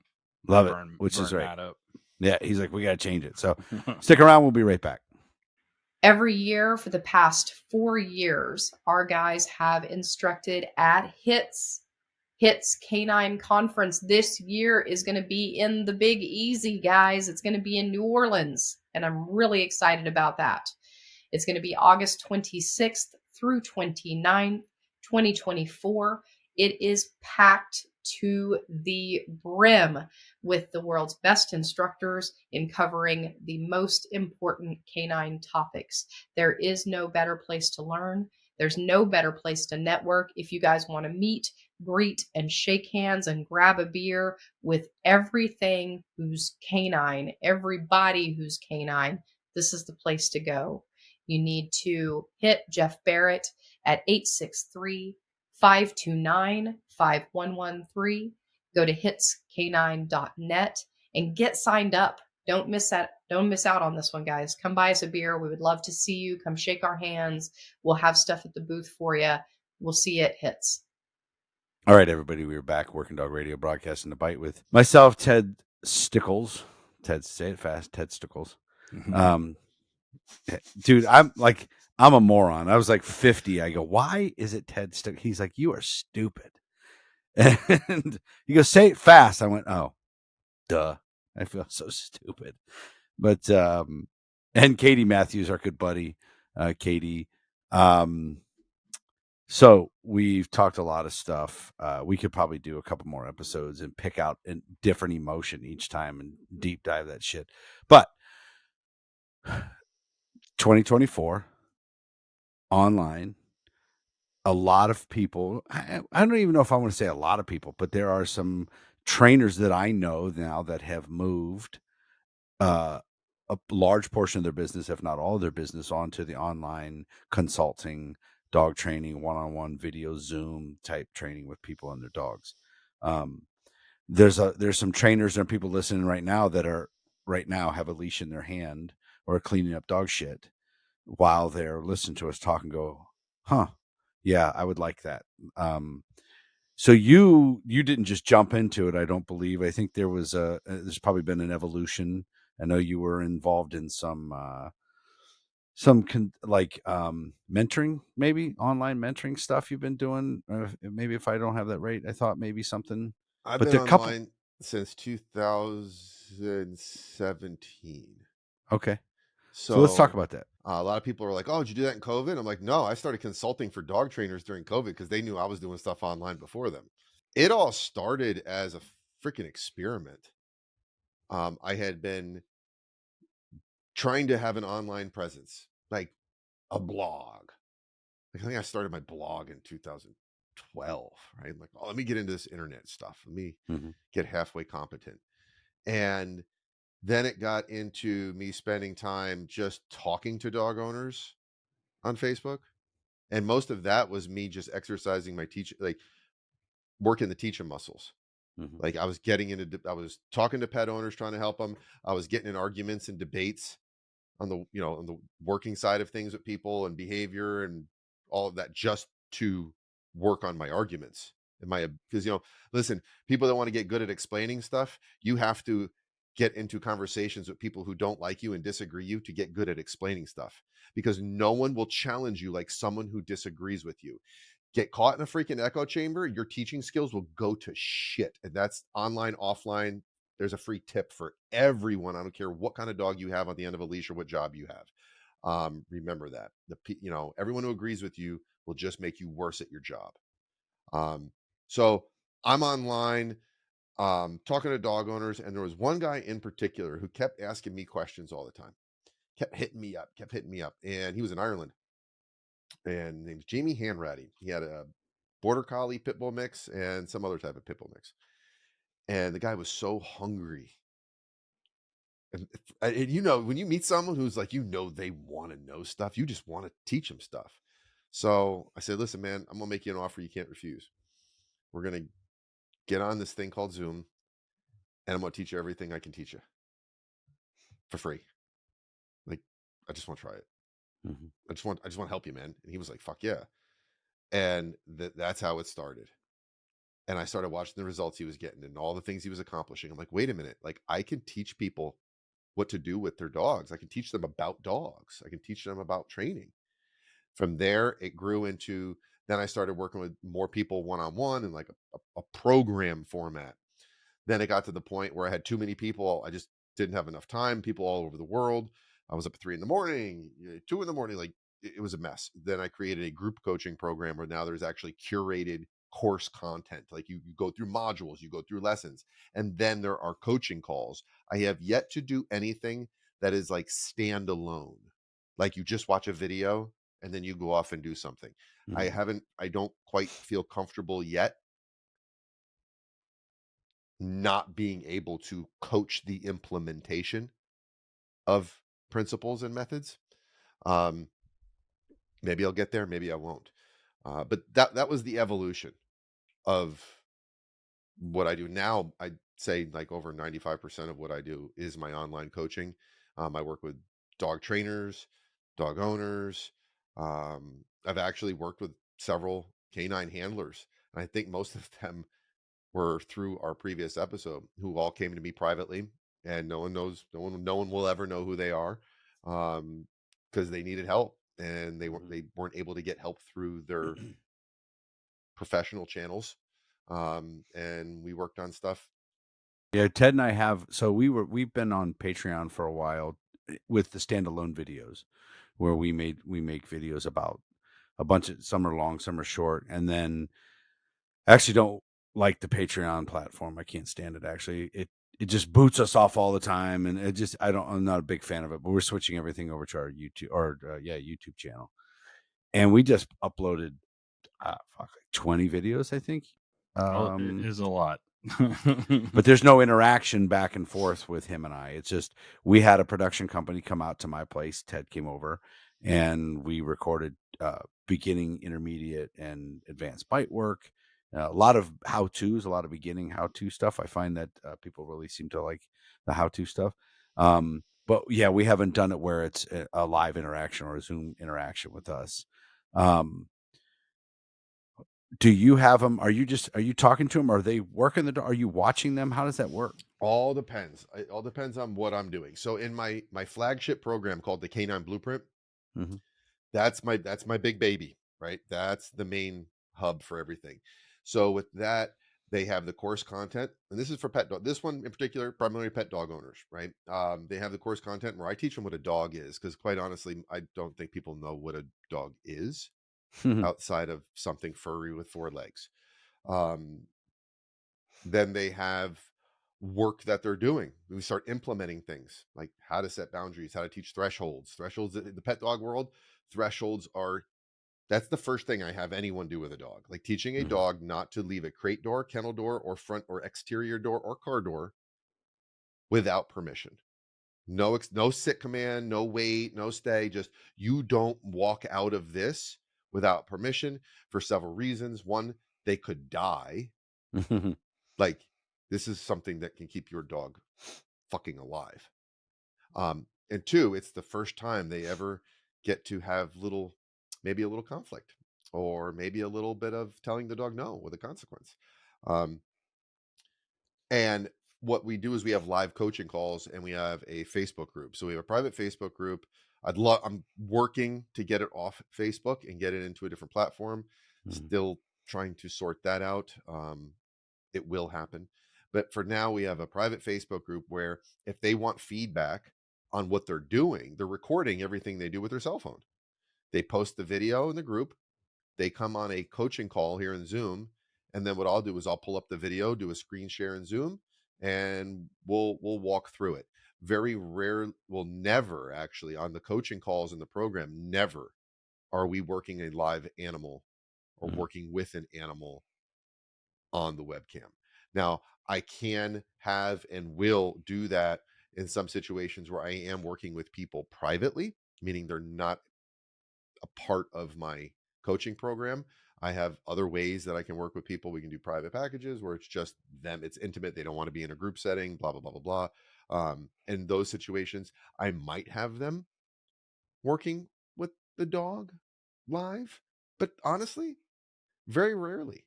And I think that's important to point out, because, there are still some people who are, whenever they hear online dog training, I completely understand the distaste they have, because I would have the same distaste. The issue is we're not training fucking dogs online. We're educating, training, coaching, and supporting dog owners on what they're going to do with their dogs when they get off the computer. And that is really important to point out, because then you start getting into, like me, I won't address aggression, or especially handler aggression. I won't deal with it in my online coaching program. Like, no, I think it's irresponsible. I think it's unethical. I think it's unprofessional. And the consequences for misinterpretation or misapplication means someone gets hurt, and maybe a dog gets killed because of hurting somebody. Yeah. So I don't. And they may hurt him right there in front of you on video. Yeah. So that's when you train the dog, is with that situation in person. Yeah. You don't touch that online. I think if I was doing it where I was watching on the dog on the webcam, you ever see that video snippet of the play of Leonardo DiCaprio where he sits up and goes and he points at, like, hey, right. That would be me the whole time. Hey, right. He almost bit your ass right there. I saw it. You can't help yourself. Yeah, I'd be. You couldn't help yourself. Yeah, there was a delay that screwed me up, like a half-second delay. Yeah, that would be tough. I find that interesting. I'm fascinated with human behavior, right? The actual kind of balls it takes to record yourself and your dog and then put it into a group setting. For some people, that's a big deal. Like, that's a huge deal, putting just that little thing out there to be critiqued or talked to about from a group of people. So those folks that do that, I give them credit. That's for us, that's not a problem. I'll put a picture of my butthole up there. And and that's the thing. Like, that's what I was thinking. I might have seen that picture. Exactly. I was thinking about this comment during, like, while you were talking, and it is like, that's one reason, like, I never have any problem sharing content and showing how I do things. And even if I show, and we counted it up, I've been in front of 2,000 canine handlers in the last 6 years through HRD. And obviously that's just focused on, like, apprehension stuff, but we get into other things, e-collar uses, tracking, and whatever else. And I can't count the number of times handlers say, I didn't realize that that's how you do this. And the one thing missing from all like just like plug and play, like here's a, and I'm not knocking Learberg because they were kind of like the first one. Like you buy the DVD. I don't even own a DVD player anymore.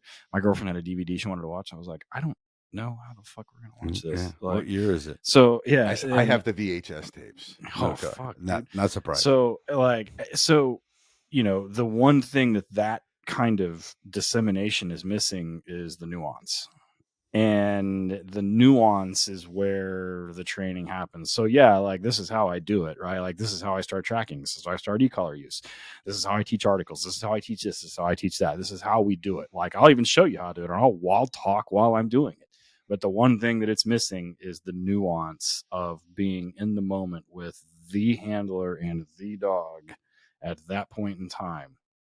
And which, so it's really good that you don't, right? Because you're not going to, like, you can't fucking train I mean, I guess you could, fuck, I don't know, like train a dog like in this platform that we're using right now. But the value of that is this, like this conversation, and the, like, this is the nuance of what I'm doing, right? So I've gotten a lot of attention recently for how I've integrated the whole Dick Stall and which by the way is a fucking ninja teaching that shit, and then the hydration tracking stuff from Steve White and how I've kind of like integrated them together. Mike Lilly does it, Justin does it, right? But the nuance of how I use the e-collar, and when we train handlers do it, when I train other people how to do it, they're like, you don't cover any of this. I'm like, well, it's not like something that happened. Well, yeah, I mean, it's not something that is like, there's not a lesson plan for it. I mean, it's just a very like kind of organic thing, and it happens kind of subtly with individual to the dog. Like I've got these 12 dogs right now that I'm tracking, and they're all at 12 similar-ish points in their little tracking careers right now. And the amount of pressure, the timing, like how much negative reinforcement I'm using is individual to each dog, right? So I'm having to very, very nuanced, or Jaden, whoever, me or Jaden, is having to be very nuanced with our collar usage at this stage in their tracking careers. And while that may only last, I don't know, 8-10 days, they're having to be like uber fucking clear and nuanced and whatever else, and be like Johnny on the spot, whatever else, it still has to happen. So, and you know, I don't know what demons I'm dealing with from Europe and everything else, but that's what's missing. So I can understand why, like, you're probably pretty successful at it, because people, like, the nuance is where the conversation that happens, right? Like you have, like me talking to that dude on Instagram, like that's the nuance part, right? Like, yeah, just tell him to fucking down. It's not hard, right? Like teach him to down. Like you have to fucking explain it, and you're like, oh, it's like okay. trying to teach somebody how to be smooth with a leash. Ew. How to be fluid and smooth with a leash. Even in person, it can be difficult. And I have a hard time of remembering that I've held 5 million leashes, right? Yeah. And it's easy for me. I just did it tonight. I did a lesson with that Great Dane I was telling you about, and really explaining the nuance of how smooth, and watch me do it. No, what you just did is not what I just did. That type of thing. That would be tough over. Now, let me ask you this: on the trainer side, do you get people? You probably get a mix of people that are new into it and people that need more help. They've been doing it for a little while, maybe not doing it right, or they can't overcome a hump. Where do you find on that side, the trainers part? All over. What are you seeing more of it? All over? Yeah, it's pretty all over the place. Although no, you know who I don't get a lot of or even talk to is brand new. Okay. Wanting to learn. I'll get people messaging me like, how do I get started in the industry? I'm like, find someone who will let you pick up shit in their kennels for 2 years. And then they don't want to talk to me anymore. Ted's that guy. He'll do that. Anytime I suggest the old-fashioned apprentice model, people then just disappear. But I will always suggest that first. No, you know where it starts, and it's interesting, is I'll get the trainer who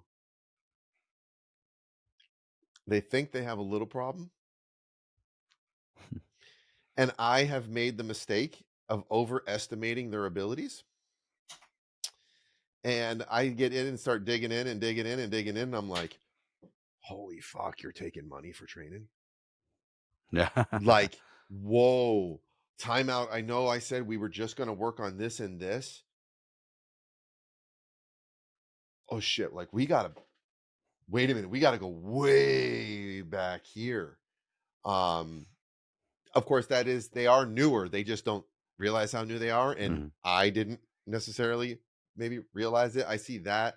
Other than that, it's mostly, it would be experienced trainers who really all I'm doing is pointing out a couple little tweaks, and that's something I'm saying all the time in the pet world to people. Pet dog owners are constantly on social media asking for tips and tricks. Now, that's one of my little trigger phrases. I hear when you ask for tips and tricks, I'm like, fuck you. Like, tips and tricks are not for people who can't spell dog.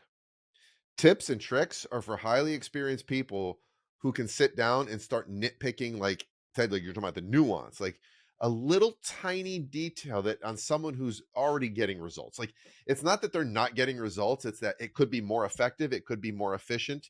If we're dealing with some faster moving dogs, maybe less conflict we could avoid through just... You're dealing with somebody that has done something 1,000 times in a row and had success 1,001 of those times, and you're like, try it this way. All of a sudden they're like, oh fuck.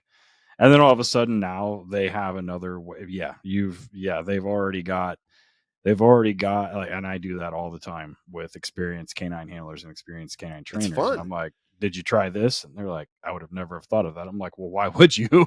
Like, you've had experience doing it the other, like, why the fuck would you change? Yep. Like, I mean, and the only reason I know is because I had to fucking evolve. Like, I have, I've had X number of however many hundreds or thousands of canines pass through my hands, and not every tip or trick works for every single one.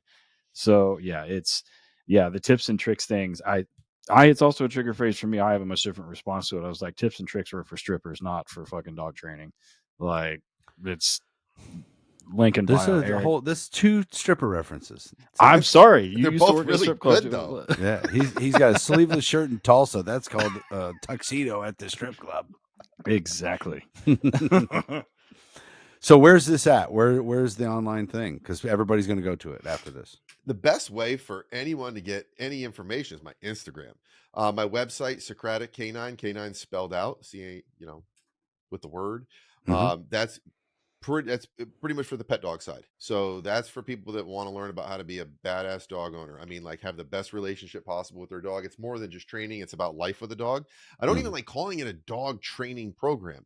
It's a dog ownership experience, like two completely different ways of looking at it.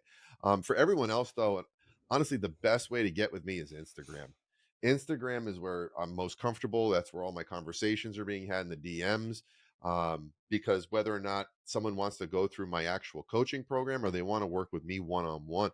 And, your question about like the dog trainers a minute ago, it's important to note that honestly, the majority of the work I do with dog trainers has nothing to do with dog training. Like, it's the business side. It's the business side, but in particular, how to work with humans. Oh, okay. Like, we work on their coaching abilities and how can they function with their human clients in a much better way. In addition to, and this is what's always a kicker, man, this is one of the biggest ironies of the dog world. I know what you're going to say. Of course, we're not talking about a certain ideology. We're talking about the rest of us, the rest of the functioning world, right? Everyone's talking about to their clients about being balanced.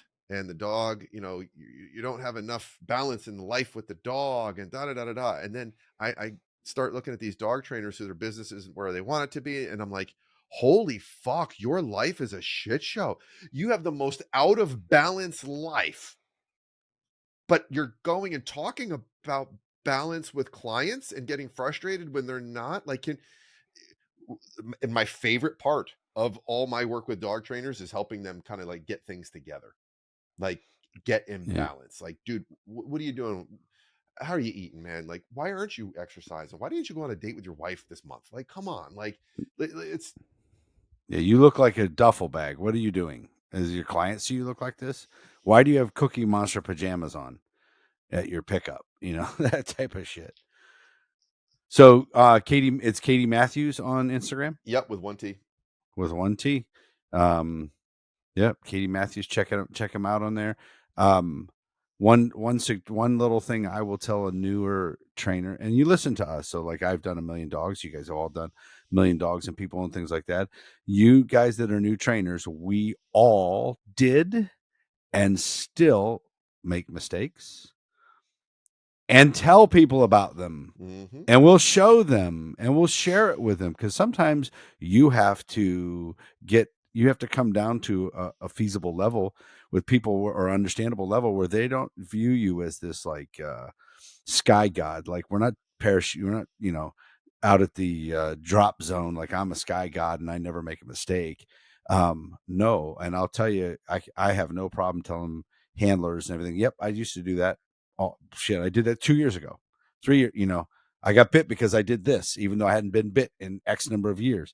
And so don't be afraid, man, to realize that you can handle 100 dogs in a month and still on the 101st fuck it up, make some mistakes, because these are living and breathing entities with they got brains, they're little pea brains in my opinion, but they're still brains, and they will do dumb fucking shit. They'll think, I like that term, you can't reason a person off a position they didn't reason themselves into.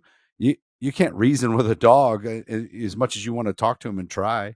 You can't. Like, dogs can't. The only good thing about dogs is they can't lie to you. Humans can lie to you. I do believe you can correct and warn intention. You can get in their head a little bit, but don't feel that you, as the dog trainer, especially as a new one, that you can't ask KD, me, Ted. You can't ask somebody else because it makes you look like shitty, like you don't know what you're doing. I do this all the fucking time. Reach out to people. Hey, have you seen this? Like, this is different, or I've seen this, but what I know isn't working, that type of thing. So online programs like that are really good, because I guess if you just recorded a video and said, do this, that wouldn't work. Like, you're not gonna, that guy needs tangible interaction, back and forth help. So I like that. Socratic Canine spelled out. Reach out to him on Instagram. Ted, what about you? Where are you at? Torchlight K9, letter K number 9 on the Instagrams and on Facebook. Torchlight Pets, if you want to see we're training a deaf pit bull right now, which is fun. She's on there, which it's actually not the first or the second or the third that I've done, and they're all white. Mm-hmm. We've got 2 of them right now. Yeah, they're deaf as fuck. It's been interesting because any sort of conflict, and she's like, I'm gonna bite you. So it's been interesting. That's on Torchlight Pets. And she tried to bite me today.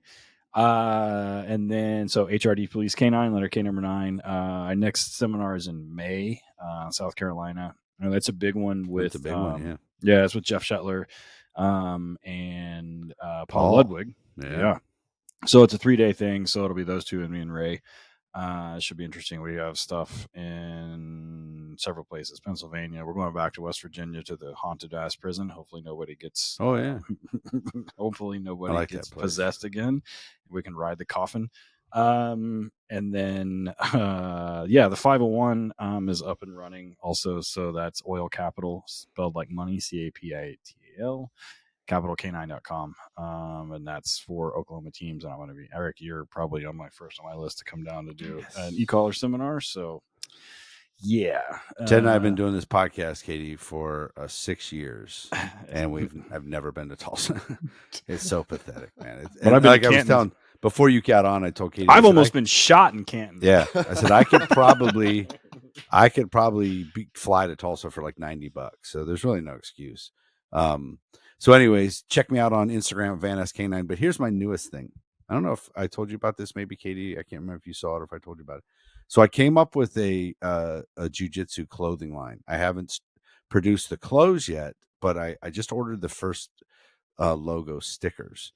And basically it's kind of tongue in cheek, but the market is the master's athlete, like 35 and up. Mm-hmm. Kind of what made me think about it was I saw this meme of this young dude knocked out or choked out, and it said, you're 20-something-year-old white belt, you just got choked out by a 40-something-year-old dude with 3 kids and a 401k.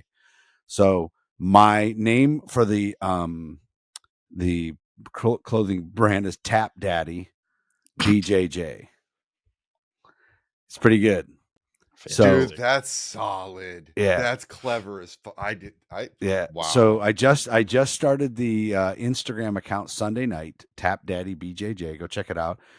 Using AI, just made some images and putting some stuff on there. Like I put a picture of a guy. He's got a bigger chest and shoulders, but a gut, and it said Tap Daddy, fueled by coffee and TRT, that type of thing. Bottom half guard and top pressure, Tap Daddy, that type of thing. And so it's going to be fun. I'm going to roll out the stickers. I'm just going to go to a jiu-jitsu tournament. I'm going to hand them to all the older dudes and go, here you go, buddy. You're it's going to be fun. We're going to have a good time, but I think it might work. I think it might take off. I think that's an incredibly powerfully lucrative. I need to hook you up with Blake Hayes. Yeah. When it comes, so when the stickers, I just ordered them yesterday. I have 2 different versions of the logo. When I get them, I'll make sure I send you one down, one of each down there, put it on your bag or something. It could work. It could work pretty good. There's a lot of people in that 35 and over that are still fucking people up, and I like it. Mm-hmm. My plan originally was to have the guy like built, looking good, gray beard, but he's got a fucking knee brace and his fingers are all fucking taped up. I haven't done that one yet, but I'll get to it. It'll be pretty fun. Make sure you add like 3 bottles of BPC 157 because we all got that. I'm both my biceps tendons right now are wrecked. Yeah, and getting old is. Throw a little spilt bottle of ibuprofen in the background. So it's pretty cool because I'm kind of going the cheesy. I got one guy who's kind of cheesy. He's older. He got a big ass mustache and he's built. And then I got another one he's in a suit, and the other side he's in a jiu-jitsu gear. So he's one of them secret ninja assassin dudes. You know what I mean? So I'm going to play around with it. It's fun. My son took him 15 minutes on AI to make all those images and stuff. It's pretty creepy how effective that is. Dude, I can't wait to see it. Like, I'm excited. That's a legitimately awesome idea. Get on Instagram, Tap Daddy BJJ, and check it out. Well, KD, I love it, man. Thank you for coming on. We had a good time. Thanks for having me, guys. Like, this is our longest episode, I bet. Probably pretty close. It's pretty close. Yeah. That'll be good. Yeah. I enjoy it. Socratic Canine, check it out online. Get on it, man. He's just sitting there waiting for you, right? Waiting for you to hop on. So, Ted, thank you, buddy. Yeah. All right, guys. We'll see you on the next one. Thank you. Thank you. You got your reasons, I got my wants. Still got that feeling, but I'm too old to die young now. Working Dog Radio was graciously granted permission to use this music by Brother Deeg. Be sure to check him out at brotherdeeg.blogspot.com. That's spelled brotherdege.blogspot.com. Be sure to buy him a beer at Amazon, iTunes, or CD Baby, or anywhere you stream your music. Working Dog Radio was edited and co-produced by Alicia Brandt.